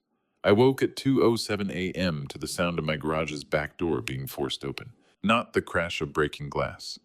The specific creak of old wood giving way to pressure applied by someone who didn't want to make noise. The motion sensor on camera 1 triggered at 2:07 a.m. I'd set the alert to vibrate my phone, not sound an alarm. I lay still, phone face down on the mattress, so the screen light wouldn't show under the door. Listened. Footsteps on concrete below. Careful. Quiet. Someone who didn't want to make noise. I already knew who it was. I'd been waiting 3 weeks for this night. But knowing something is coming doesn't make it easier when it arrives. I got out of bed in the dark, moved to the gap in the floorboards I'd used since Drake was 12 years old, catching him sneaking snacks after midnight, knelt on the floor and looked through the crack. The cameras were recording. I didn't need to watch. I watched anyway. Below, a figure moving with a phone's flashlight, the glow sweeping across workbenches and tool cabinets. The figure moved like someone who'd been here before, knew the layout, went directly to the chemical storage cabinet against the far wall. The locked cabinet where I kept cleaning solvents and old supplies. The lock was being picked. Amateur but effective. Took 30 seconds. Then the cabinet door opened, and the phone light went inside, illuminating bottles and cans stacked on metal shelves. The figure read each label carefully, methodically, someone looking for something specific. I could see his profile now in the phone light. Drake, there's a specific kind of pain that comes from watching your child through floorboard cracks at 2 in the morning, watching them steal something they think is a solution, and knowing it's actually proof they've stopped being who you raised. I stayed completely still, watched. Drake's hand moved along the shelves, reading labels, rejecting, moving to the next. He was systematic, patient, the same way he used to be with homework when he was 12, checking every answer twice before moving on. Now he was checking chemical labels at 2 a.m. in his father's garage, looking for poison. Before I tell you what he took from that cabinet, are you still with me? Comment. A, if you think I should have stopped him right there, or B, if you'd have waited like I did. Add one short reason. Please note what follows includes some fictionalized details for narrative impact. The lesson is what matters. Drake's hand stopped on one bottle, clear glass, old label, liquid inside. I knew which one even from 12 feet above. Carbon tetrachloride, metal degreaser from before they banned it for consumer use. Bottle I'd kept since the 1990s because it still worked better than anything modern for certain jobs. Drake read the label twice, held the bottle up to examine it in the phone light, then unscrewed the cap and smelled it. Satisfied, he put the cap back on, slid the bottle into his jacket pocket. He closed the cabinet, tried to relock it, but gave up, turned toward the back door. I had maybe 10 seconds to call out, to turn on the apartment light, to stop whatever this was. I didn't move. Drake exited through the back door, didn't close it, left it hanging open on broken hinges. I heard footsteps on gravel, a car door opening, engine starting, some expensive sedan, probably the Audi that came with the Aldridge name. I stayed kneeling on the floor, back against the wall, looking through the floorboard gap at the empty garage below, the open chemical cabinet, the space where the CCL4 bottle used to be. I sat there until the sound of Drake's car faded completely into Saturday night Queens traffic. 20 minutes, maybe 30. Thinking about my son's face in the phone light reading that label. Thinking about what carbon tetrachloride does to human tissue.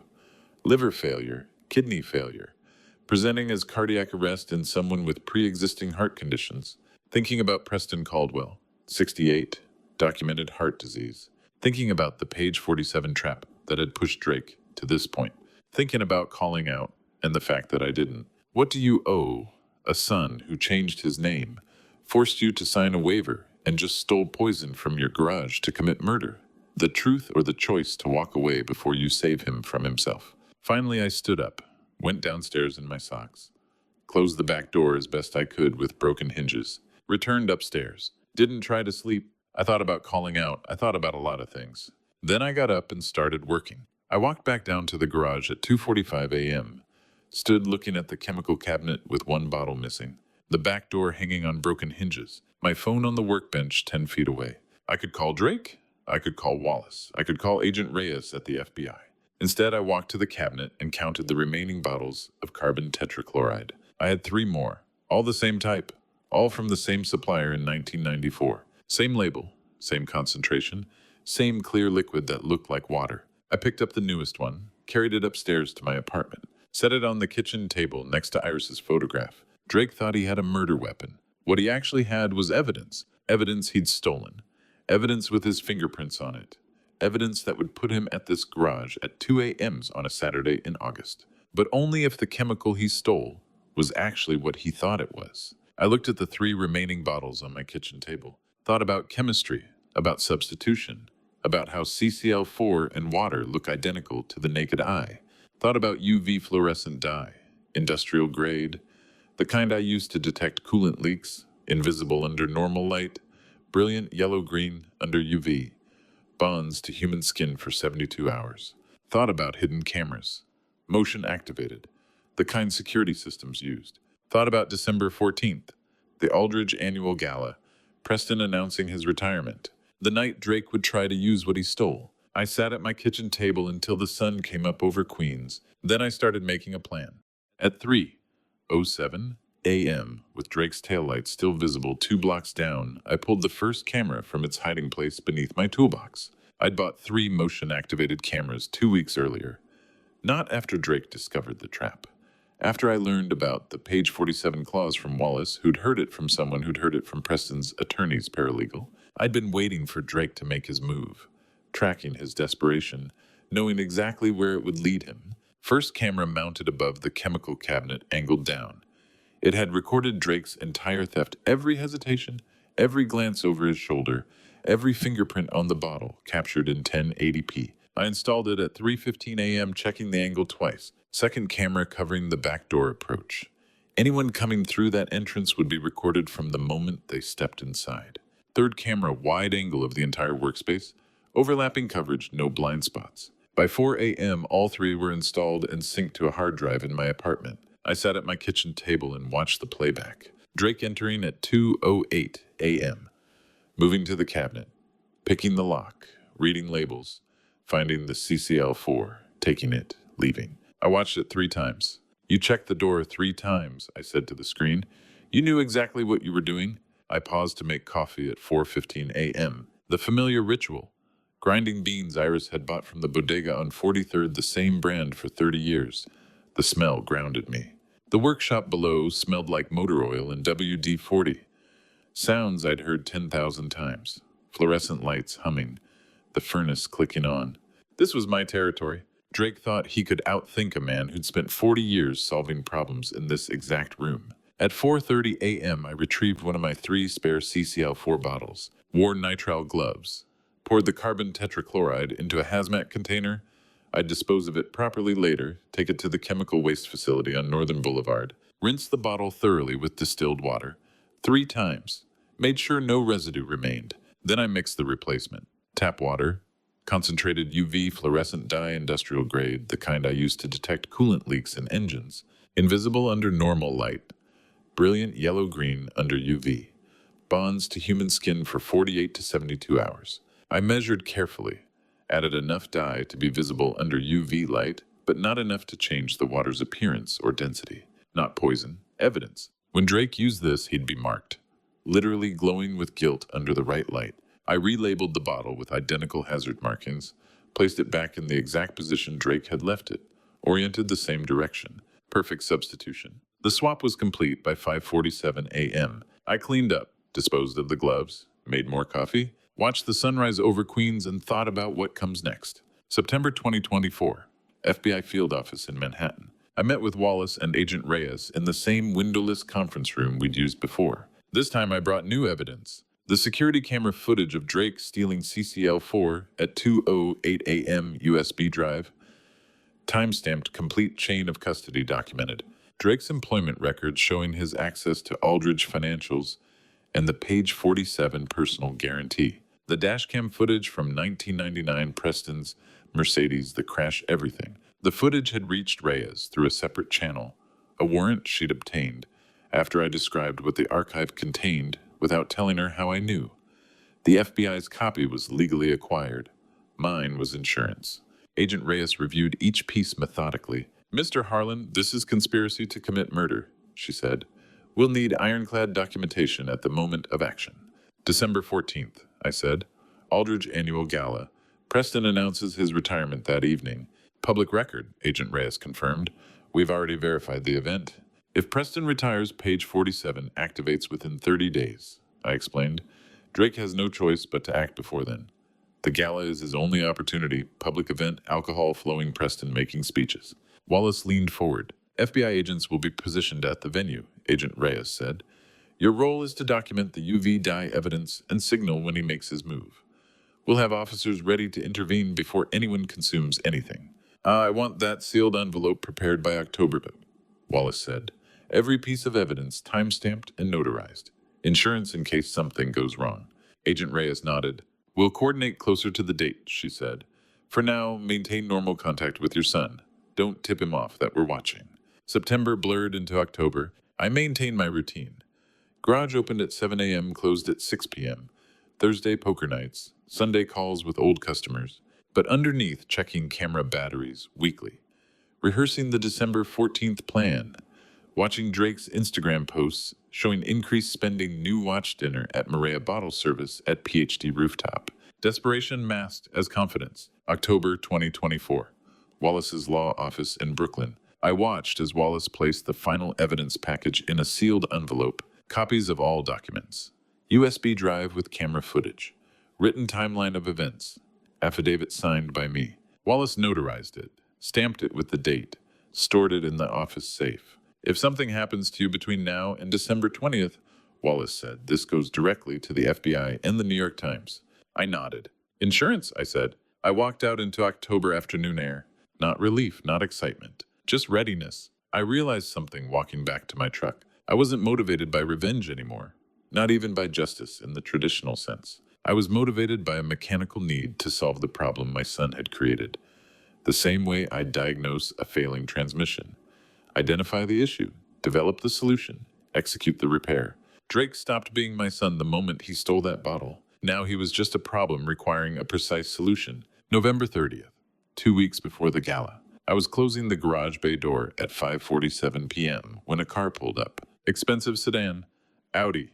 Drake stepped out wearing a tailored suit I'd never seen before. "Dad," he said. There was something in his smile that made my pulse spike. "I need to talk to you about December 14th. Preston's retirement party. I think we should go together as a family." I told Drake I'd think about attending the gala. 2 weeks later, Wallace and I walked through the doors of the Pierre at 7:04 p.m. The chandeliers threw golden light across 300 faces, and somewhere in that crowd, my son was carrying a vial of what he thought was murder. Security checked the guest list at the entrance. Agent Reyes had confirmed our names hours earlier. Vernon Harlan and Wallace Garrett, guests of the Aldrich Group. 2 more faces in a crowd of wealth.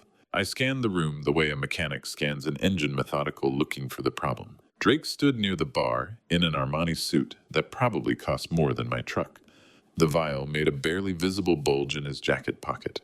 I knew where to look because I'd watched him steal it 4 months ago. Preston Caldwell sat in a wheelchair at the center table. 68, silver-haired, diminished by illness, but still commanding attention. Frail but animated, holding court.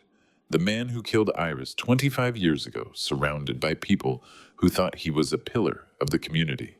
Wallace moved toward the east balcony overlook, positioning himself with a view of the entire ballroom. I took my spot near the kitchen corridor with a clear sightline to Preston's table. Wallace leaned close as he passed. FBI has 4 agents positioned, he said, voice barely audible over the crowd. You document only. No intervention until he acts. I nodded once. In my pocket, a small UV flashlight, the same industrial model I used to detect coolant leaks.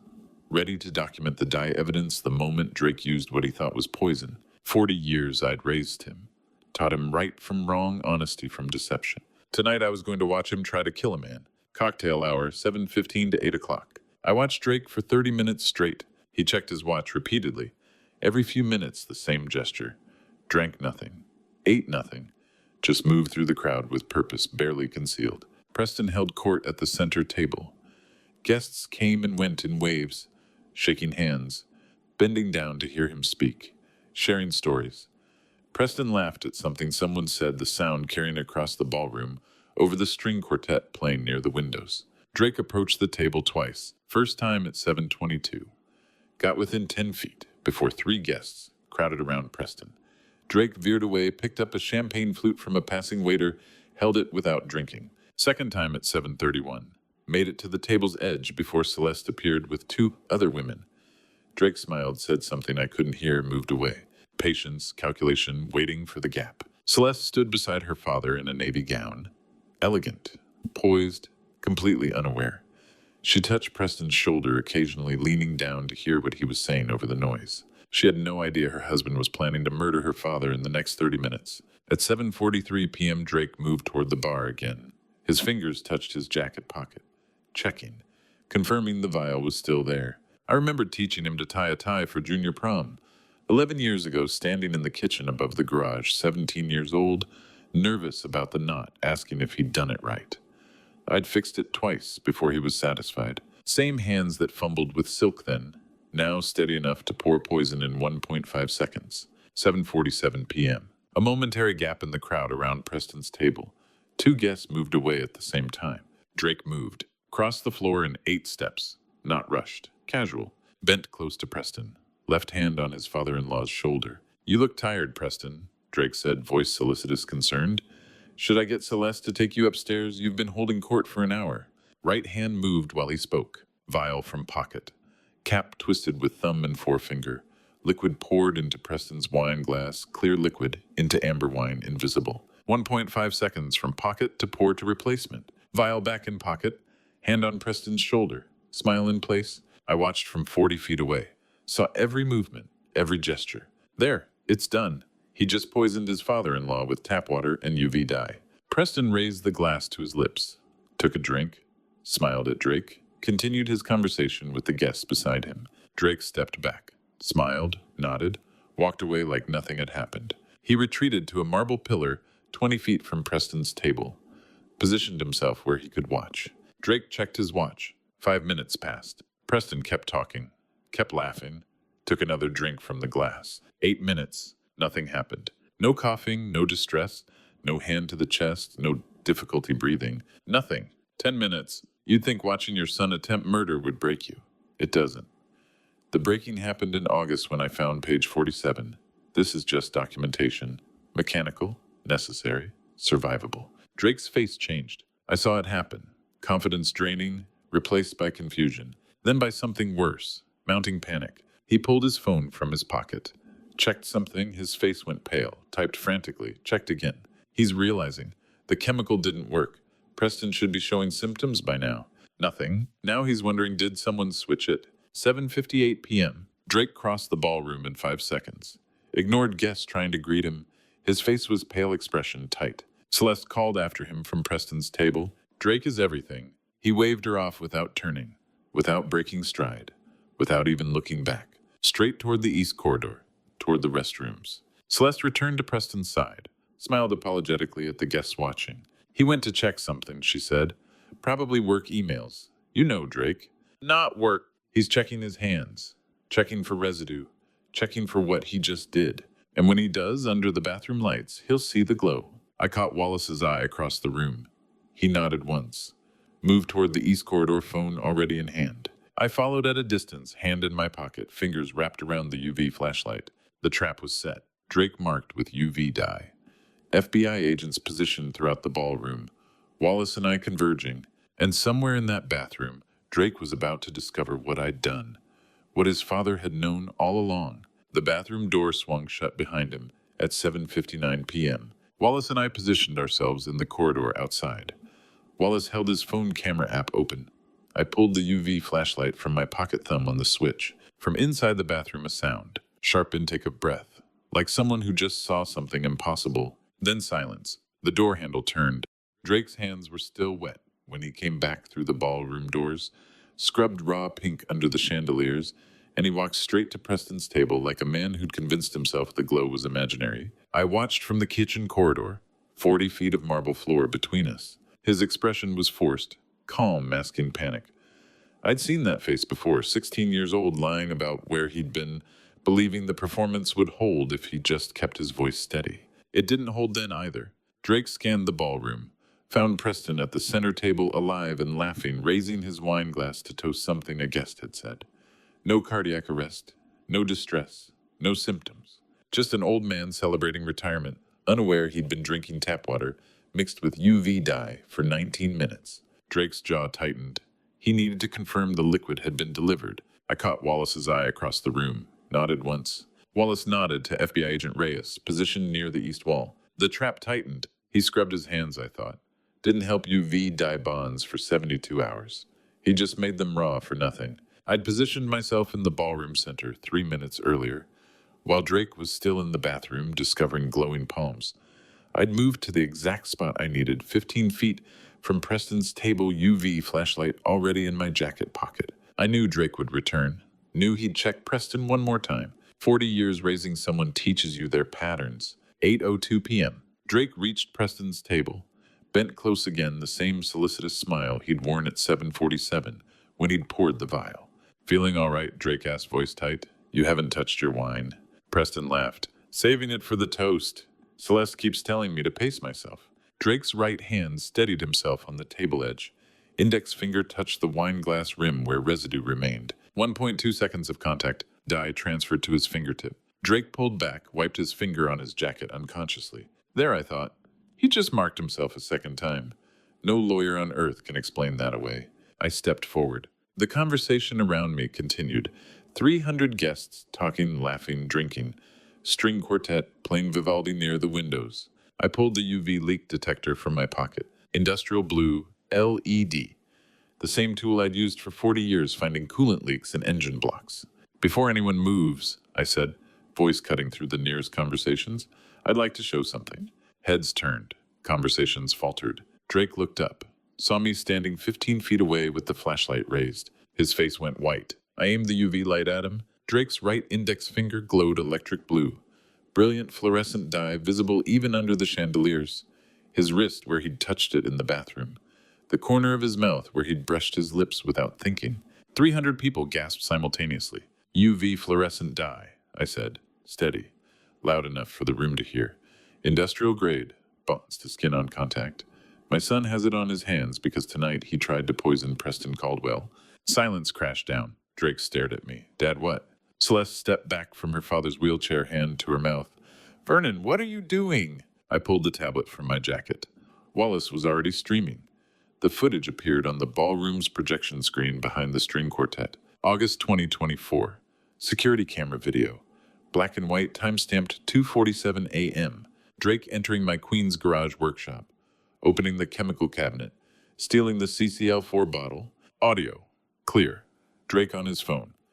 It'll look like cardiac arrest, carbon tetrachloride, untraceable after 6 hours. He drinks it at the gala, dead by morning. I'm clear of the guarantee. The room erupted. Gasps, shouts.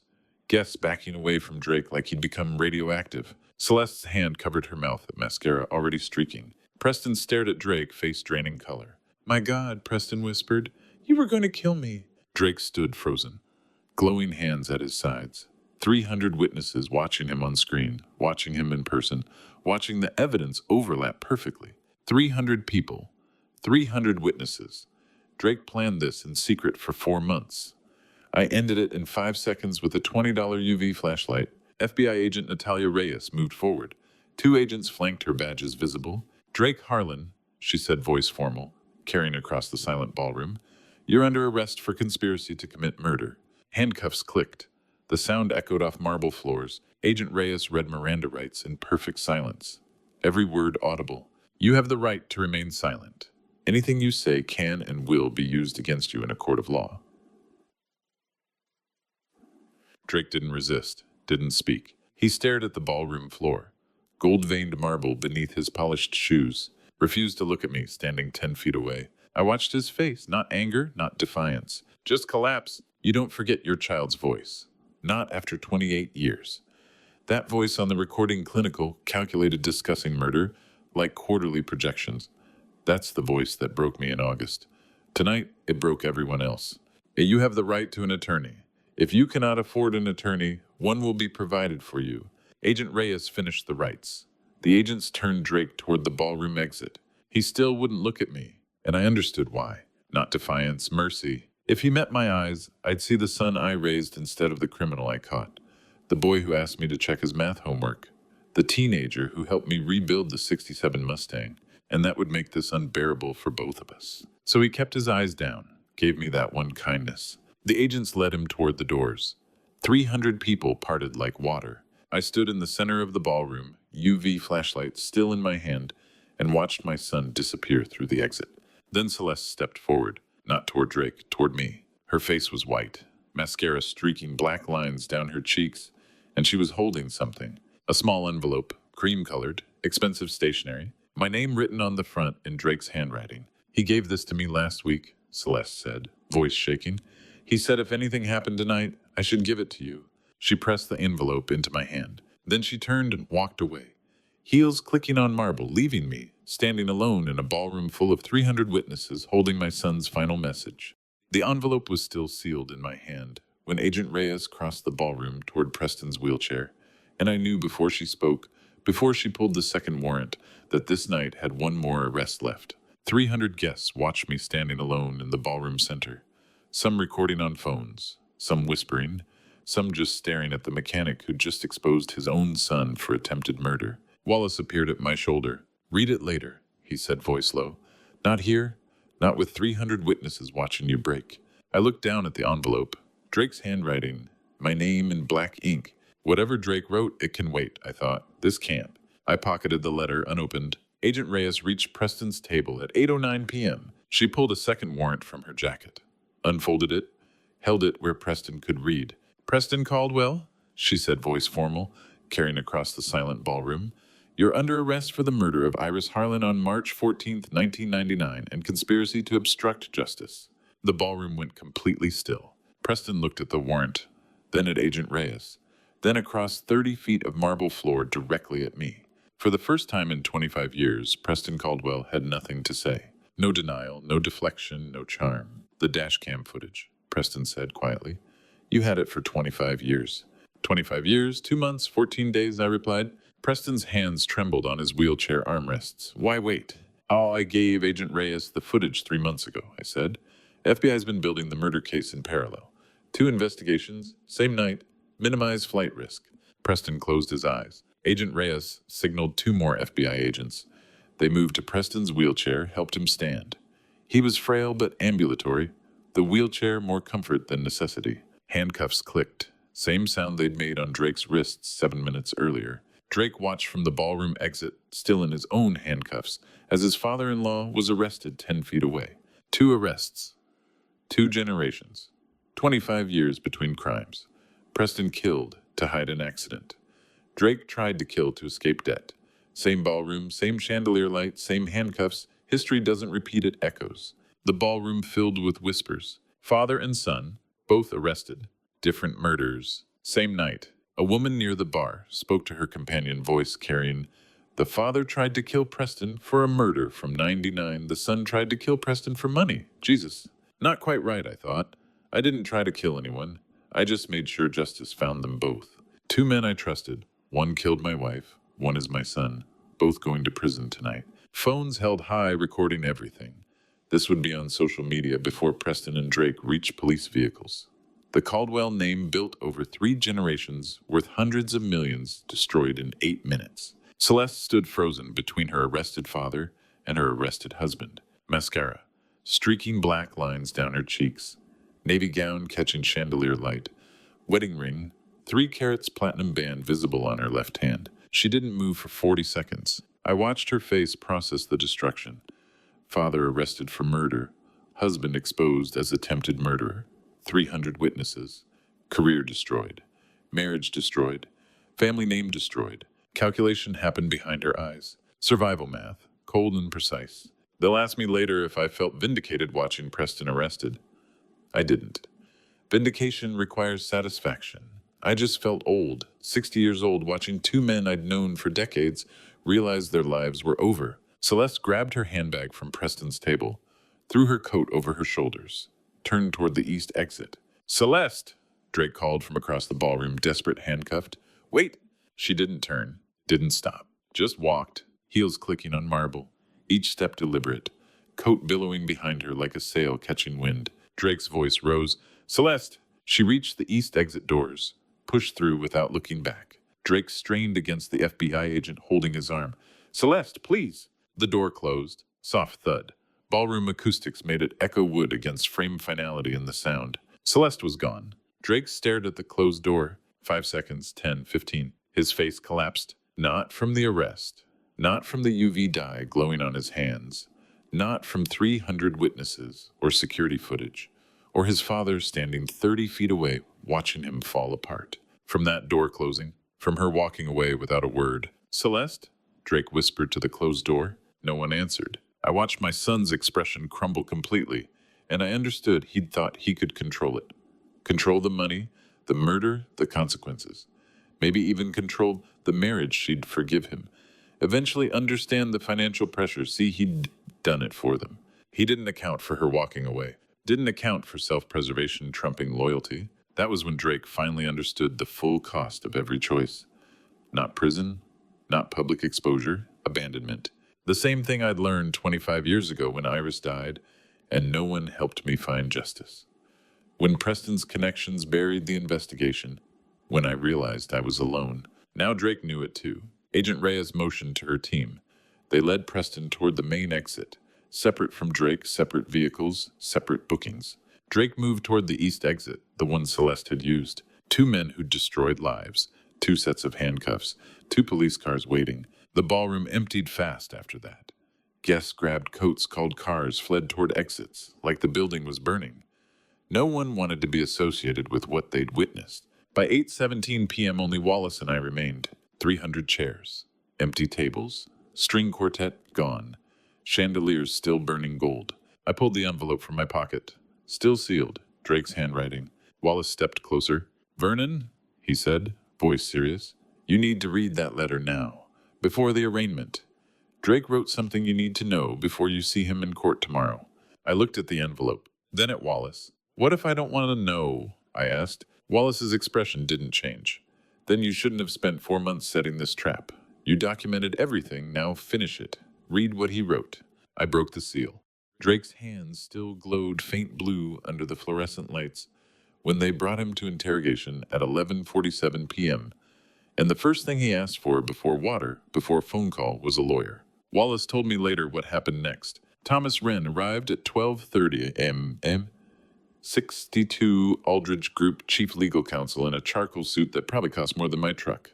He carried a single sheet of paper, placed it on the interrogation table between himself and Drake. Conflict of interest notice. I represent the Aldridge Group, Wren said, voice formal, tired.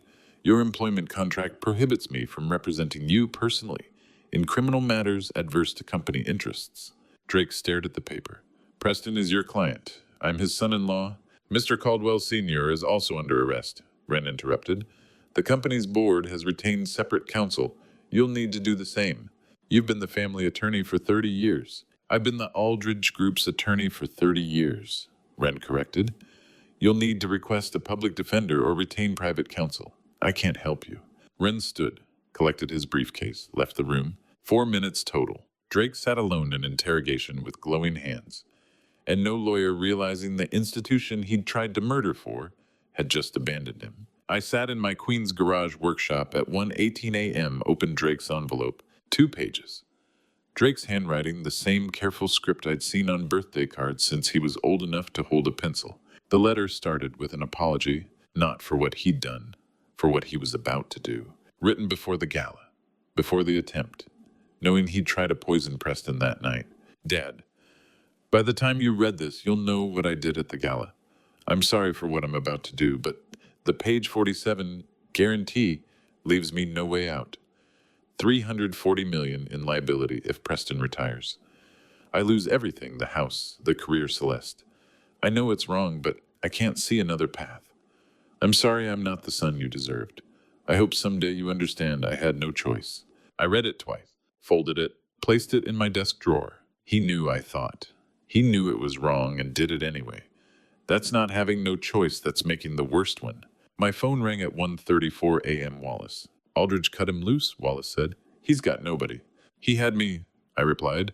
For 60 years he had me. He chose $340 million instead. Silence on the line. You okay? Wallace asked. No, I said, but I'm done. I hung up, turned off the garage lights, locked the door. December 15th, 9 a.m. Roy Sinclair arrived at the police station carrying a thick envelope. 68 years old, gray-haired, limping heavily on his left leg. The same limp I'd noticed 25 years ago when I'd tracked him down after the crash. Agent Reyes met him in the interview room. Roy opened the envelope. 25 years of medical records, 14 surgeries, annual photographs documenting permanent leg damage, bills totaling $412,000, 14-page handwritten affidavit prepared since 2001, every x-ray, every prescription, every surgery, documented, preserved, waiting. I kept every record, Roy said to Agent Reyes, voice matter of fact. Every x-ray, every bill, every surgery report. 25 years. I knew someday someone would ask. 25 years. Roy Sinclair kept every medical record, every surgery photo, every bill. Not for money, for this. For one 90-minute testimony that would put the man who destroyed his leg in prison. Agent Reyes listened, took notes, recorded everything. Roy spoke calmly. No anger. No bitterness, just facts. March 14th, 1999. Mercedes crossing lanes. Impact. Preston fleeing the scene. Permanent injuries. He finished at 10:32 a.m., stood carefully, collected his documents, shook Agent Reyes's hand, walked toward the exit. I was waiting in the hallway. Wallace had called me at 8:47 a.m., told me Roy was testifying. I'd driven to the station and waited. Roy exited the interview room, saw me standing there. 2 old men, both victims of the same crash. Roy 68 with a destroyed leg, me 60 with a murdered wife. How long does justice take? 25 years, 2 months, 17 days from crash to arrest.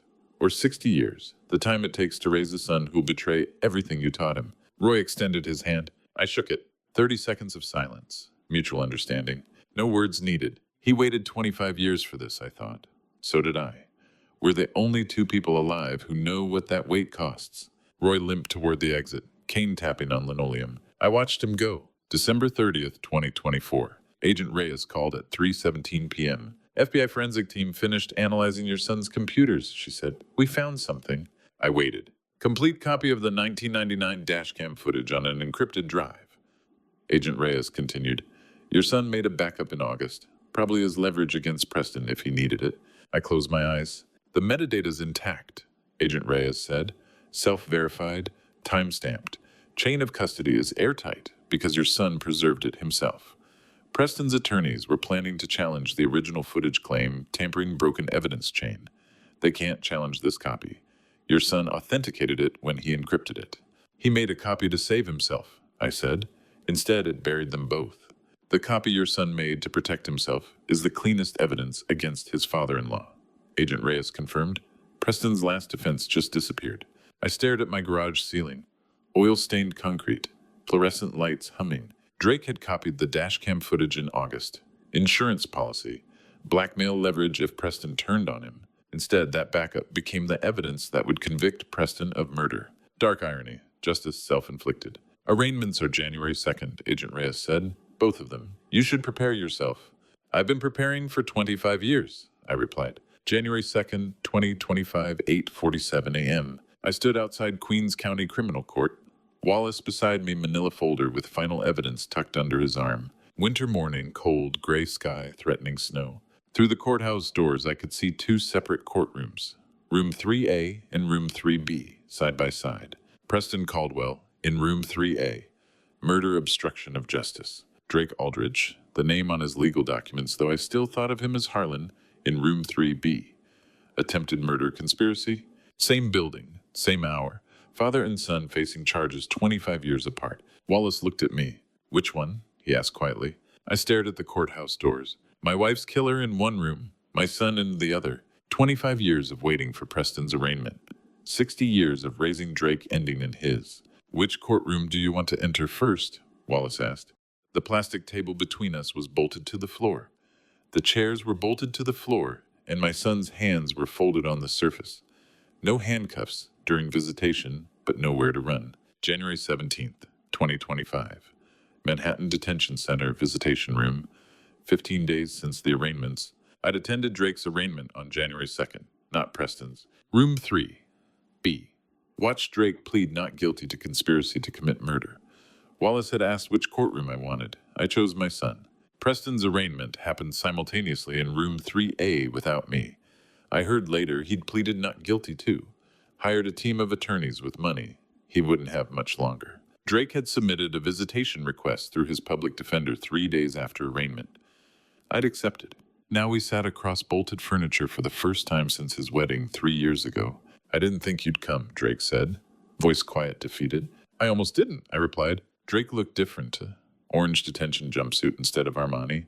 Face thinner institutional food stress reality. His hands showed faint yellow staining where the UV dye had finally faded. I need to explain, Drake said. I waited. He talked for 12 minutes without interruption. The guaranteed discovery in March. Mounting panic through summer. Celeste's expectations. The brownstone, the lifestyle. The social circle requiring 7 figures annually. Feeling like the mechanic's son his entire life despite the degrees and title. Preston's subtle condescension for 28 years. Comments about blue-collar work at family dinners. Jokes about working with your hands, said with smiles that weren't quite smiles. I spent my whole life trying not to be you, Drake said. Trying to prove I was more than the mechanic's kid who got lucky marrying up. He admitted knowing murder was wrong, but convincing himself it was survival, not evil. And now I'm in prison for trying to kill the man who made me feel that way, Drake continued. The irony isn't lost on me. I listened without changing expression. Didn't interrupt once. He's not asking forgiveness, I thought. He's explaining. Like I'd understand choosing murder over humility. Drake finished talking. Silence filled the space between us. 40 seconds stretched. Visitation room sounds echoed doors. Clanging guards talking other inmates with families at other bolted tables. You think you can see your child clearly. You can't. I saw Drake as my son for 28 years. He saw himself as the mechanic's kid who didn't belong. We lived in the same house and saw different worlds. I reached into my jacket, pulled out a yellowed envelope, pushed it across the plastic table. The envelope was addressed to Drake in my handwriting. No postmark, never sent. I wrote this when you were 18, I said. Should have given it to you then. Drake picked up the envelope. What is it? Everything I never told you about your mother. Drake stared at the envelope. His hands trembled. I should have given you this long ago, I said. Maybe things would be different. The envelope sat in my desk drawer for 11 years. Every birthday, every graduation, every Sunday dinner, I thought about giving it to him. I never did. Thought I was protecting him. Really, I was protecting myself from the conversation. Read it tonight, I said, when you're alone. A guard called 5-minute warning. I stood. Drake held the envelope, didn't open it. We looked at each other across the plastic table. 60-year-old mechanic and 28-year-old failed executive in orange jumpsuit. No hug, no handshake. Glass barrier made contact impossible. I turned toward the exit. Dad, Drake called. I paused. Didn't turn around. Thank you for coming. I nodded once. Kept walking. I didn't come for you, I thought. I came for the son I used to have. That night, Drake fell. He opened the envelope carefully. 4 handwritten pages. Ink faded. Dated June 2014. Drake's 18th birthday, never given. Drake read his father's words. March 14th, 1999. Call at 3 a.m. Drake asleep, age 3 in the bed Iris had built with her own hands. Driving to the hospital with grease still on hands. Doctor's words. Identifying Iris's body. Coming home at dawn to a sleeping child who'd wake up without a mother. The letter explained Preston's role. The dash cam footage. The decision to stay silent. You were 3, still sleeping in the bed your mother built with her own hands. I never wanted you to carry this weight. Drake's hands shook, holding the pages. I thought silence was protection. I was wrong. You deserve to know who killed her. You deserve to choose your own path with that knowledge. The letter described Iris, her laugh, the way she hummed while working, how she'd read to Drake every night, same 3 books on rotation. She loved you more than anything. The night she died, she'd been shopping for your 4th birthday present. They found the receipt in her purse, a wooden train set. I bought it anyway, gave it to you that June. You played with it for years, never knowing. Drake read the final paragraph 3 times. Keeping you safe from pain is not the same as keeping you safe. I kept you from knowing your mother, who she was, how she died, who took her from us. I thought I was sparing you. I was stealing from you. She deserved to be remembered by her son. I took that from both of you. I'm sorry. Drake folded the letter carefully, placed it under his pillow, stared at the ceiling, concrete and fluorescent lights. All this time, he thought. He knew. He carried this alone for 25 years so I wouldn't have to. Tears came. Not for the arrest. Not for the UV-dyed hands or public exposure or Celeste walking away or the career destroyed. Not for himself. For the first time in his life, Drake Harlan cried for someone else. For Iris, the mother he'd never known, the woman who built him a bed and read him books and died buying his birthday present, for the father who'd protected him from grief and been destroyed by his own silence. For the first time, he wasn't the mechanic's son trying to prove something. He was meeting his mother. February 11th, 2025. My phone rang at 9:23 a.m. Drake's public defender. Mr. Harlan, your son wants to change his plea to guilty, she said, but there's a condition. I waited. He'll testify against Preston Caldwell, provide all evidence of the 1999 cover-up and subsequent manipulation, in exchange for reduced sentence. What's the condition? I asked. He won't do it without your permission, she said. He wants you to give the victim impact statement at Preston's trial. He says if you agree to face Preston in court, he'll plead guilty and cooperate fully. I stared at my garage ceiling. Mr. Harlan, I need time to think, I said. I wore my work clothes to the grand jury. The same Dickies I'd worn to the garage for 40 years. Because I wasn't there as a victim or a hero, just a witness, telling 23 strangers what happened to an engine that stopped running in 1999. February 11th, 2025. I'd called Drake's public defender back. Tell him yes, I said. If he's willing to tell the truth now, I won't stop him. March 3rd. Drake pled guilty to conspiracy to commit murder. 12 years reduced from 25 in exchange for full cooperation and testimony against Preston Caldwell. I provided the victim impact statement at the plea hearing. 32 words. Short enough to fit on a single index card, which is exactly where I'd written them. Iris Harlan was my wife for 17 years, and Drake's mother for 3. Preston Caldwell took her from us on March 14th, 1999. We've waited 25 years for this. The judge read it twice before setting it down. Didn't say anything. Just moved to the next procedural step the way courts do. Efficient, formal, unmoved by the weight of words that had taken a lifetime to say out loud. Drake sat at the defense table in a gray detention transport suit when they read the statement. He didn't look at me. Stared at the surface in front of him the same way he'd stared at the ballroom floor when the handcuffs clicked. I don't know what he was thinking. I stopped trying to read him after the gala. 12 years. He'd be 40 when he got out. I'd be 72. We'd see if there's anything left between us then. I accepted Drake's cooperation not out of forgiveness. Strategic calculation. His testimony guaranteed Preston's conviction. I prioritized my wife's killer over maximizing my son's punishment. That's what 25 years of patience teaches you, how to separate what you want from what the situation requires. June 2025, Grand Jury Room, Lower Manhattan. Assistant D, a Marcus Delgado, questioned me across a plain government table in a room that smelled like recycled air and old case files. Late 40s, methodical, the kind of prosecutor who'd built his career on patience rather than theatrics. He'd been working Preston's murder case since January. He knew the evidence better than I did by then. I sat in the witness chair wearing steel-toed boots and dickies with motor oil stains that wouldn't wash out no matter how many times I'd tried. Decided to stop trying after the third wash. 23 grand jurors sat in tiered seating to my left. Strangers, faces I'd never see again after today. They held my wife's memory in their hands and didn't know her name until I said it. Mr. Harlan, Delgado said, why didn't you report this to authorities in 1999? Because I had nothing that would survive Preston Caldwell's legal team, I replied. I had photos from a disposable camera and a fire marshal report with 17 differences between the original and the public version. His lawyers would have buried it in a week. And now, 26 years later, I looked at the jurors, not at Delgado, at the 23 people who would decide whether Iris's name made it into official record. Now I have dashcam footage with integrated speed and BAC sensors from the night of the crash. A retired NYPD detective who kept original evidence files for 25 years. A bus driver with 14 surgeries and a filing cabinet full of medical records nobody asked him to keep. My son's encrypted backup of the same footage, self-authenticated chain of custody airtight because he made it himself. And 14 months of FBI financial fraud investigation that establishes Preston Caldwell's pattern of paying people to look the other way. I paused. Now I have proof. Delgado walked me through every piece methodically. The dashcam footage speed, BAC timestamp the audio of the impact, the fire marshal's original report versus the public version, each of the 17 changes explained one by one.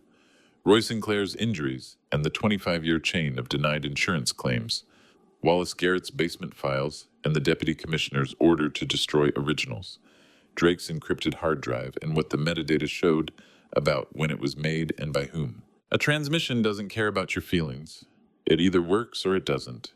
Evidence is the same. I answered every question with mechanic's precision. No emotion, no exaggeration. Just facts the way I'd laid out parts on a workbench for 40 years. Everything visible, everything in order, everything where it belonged. I testified for 91 minutes. Walked out into a June afternoon that felt the same as every other June afternoon in Queens. Subway home. Stopped at the bodega on 43rd for coffee. Opened the garage at 1 p.m. A 97 Ford pickup needed brake pads. I did the job, closed up at 6. June became July. I returned to the routine that had kept me functional for 25 years. Garage opened at 7 a.m., closed at 6 p.m. Thursday poker with the same 3 men I'd been losing to since 2003. Sunday calls with Wallace, who'd taken to calling every week since December, whether there was news or not. Iris's photograph stayed beside my toolbox. Same spot since 2001 when I moved it from the apartment upstairs to the garage where I spent most of my hours. The frame was worn at the corners. I'd replaced the glass once 2009 when a falling wrench cracked it. Everything else was original. News ran stories about Preston Caldwell's case through the summer. My name appeared briefly in the early coverage, Vernon Harlan, 60 mechanic husband of victim, and then disappeared as the financial fraud angle became the bigger story. 14 months of federal investigation into Aldridge Group produced wire fraud and bribery charges that ran alongside the murder case. Preston's legal team was fighting on 2 fronts, simultaneously burning through money faster than they could bill it. Customers asked questions the first few weeks. Hey, Vernon saw your name in the post. Transmissions done, 280 plus tax. They learned to stop asking. Early August 2025, Tuesday, 7:12 a.m. I was drinking coffee at my workbench when Wallace knocked on the side door and walked in without waiting. The way he'd been doing since we were both young enough to think cases like this got solved quickly. He looked the same as he had in February. Gray hair, reading glasses on a chain, the careful posture of a man who'd spent 40 years knowing when to speak and when to stay quiet. He was holding his phone. Grand jury delivers the indictment today, he said. Preston Caldwell, murder one. I set down my coffee cup. 94 Chevy with a cracked head gasket, I said. Been waiting since last Tuesday. Wallace sat on the old wooden stool by the far wall. The stool Iris had built in 1996 from scrap lumber. The one I'd never replaced because it still held weight, and I saw no reason to change what worked. He poured himself coffee from my pot without asking. He'd been doing that for 37 years. You want me to stay? He asked. If you want, I replied. We didn't talk after that. I worked on the Chevy's head gasket remove, intake manifold disconnect coolant lines, torque of the cylinder head bolts and sequence check clearances. Wallace read his phone. The radio played the oldies station Iris used to hum along to when she was building furniture in the side room, back when this garage smelled like sawdust instead of motor oil. At 9:47 a.m. Wallace looked up from his phone. Indictments in, he said. Murder one, trial set for February. Good, I said. I didn't look up from the engine. There was nothing else to say. The indictment was a document, a line in permanent record. Iris Harlan's name printed beside Preston Caldwell's in a court filing that would outlive everyone in this story. State of New York versus Preston Caldwell. Murder of Iris Harlan, March 14th, 1999. 25 years. 2 months and 21 days from the crash to the indictment. A mechanic's son would call that an unreasonable repair time. I call it the only timeline that produced evidence strong enough to hold. Justice doesn't heal. It doesn't return what was taken. It doesn't close anything. That work and belongs to people who haven't lost what I lost. Justice is just a record, a line in permanent ink that says this happened, this person mattered, someone remembered long enough to prove it. I never needed anyone to know my name. I just needed them to know hers. I finished the head gasket at 11:34 a.m. Torqued everything back to spec. Started the engine. It ran clean. Wallace left at noon. Handshake at the door. No words needed. The garage went quiet except for the radio. I washed grease from my hands at the industrial sink, hot water pumice soap, wire brush for the stains that don't come out on the first pass. Looked at Iris's photograph one last time before turning off the work light. 17 years of marriage, 3 years she spent with a son who never got to know her. 25 years of a metal box under a bed. One line of permanent record. I turned to the next work order on the clipboard. 2002 Honda Civic, oil change, due yesterday. Life continues. And to you listening to my story, remember this.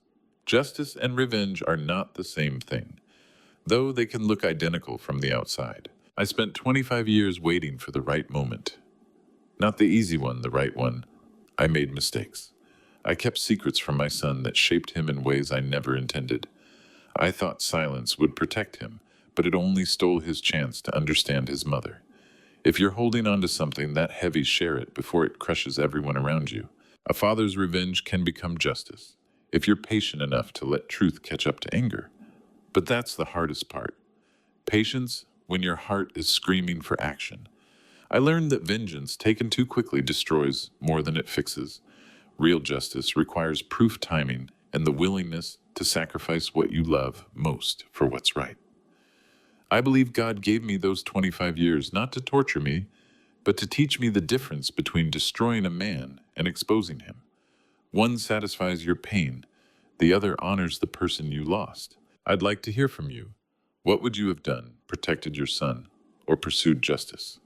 Drop a comment with your honest answer. If this story made you think about father's revenge differently, share it with someone who needs to hear it.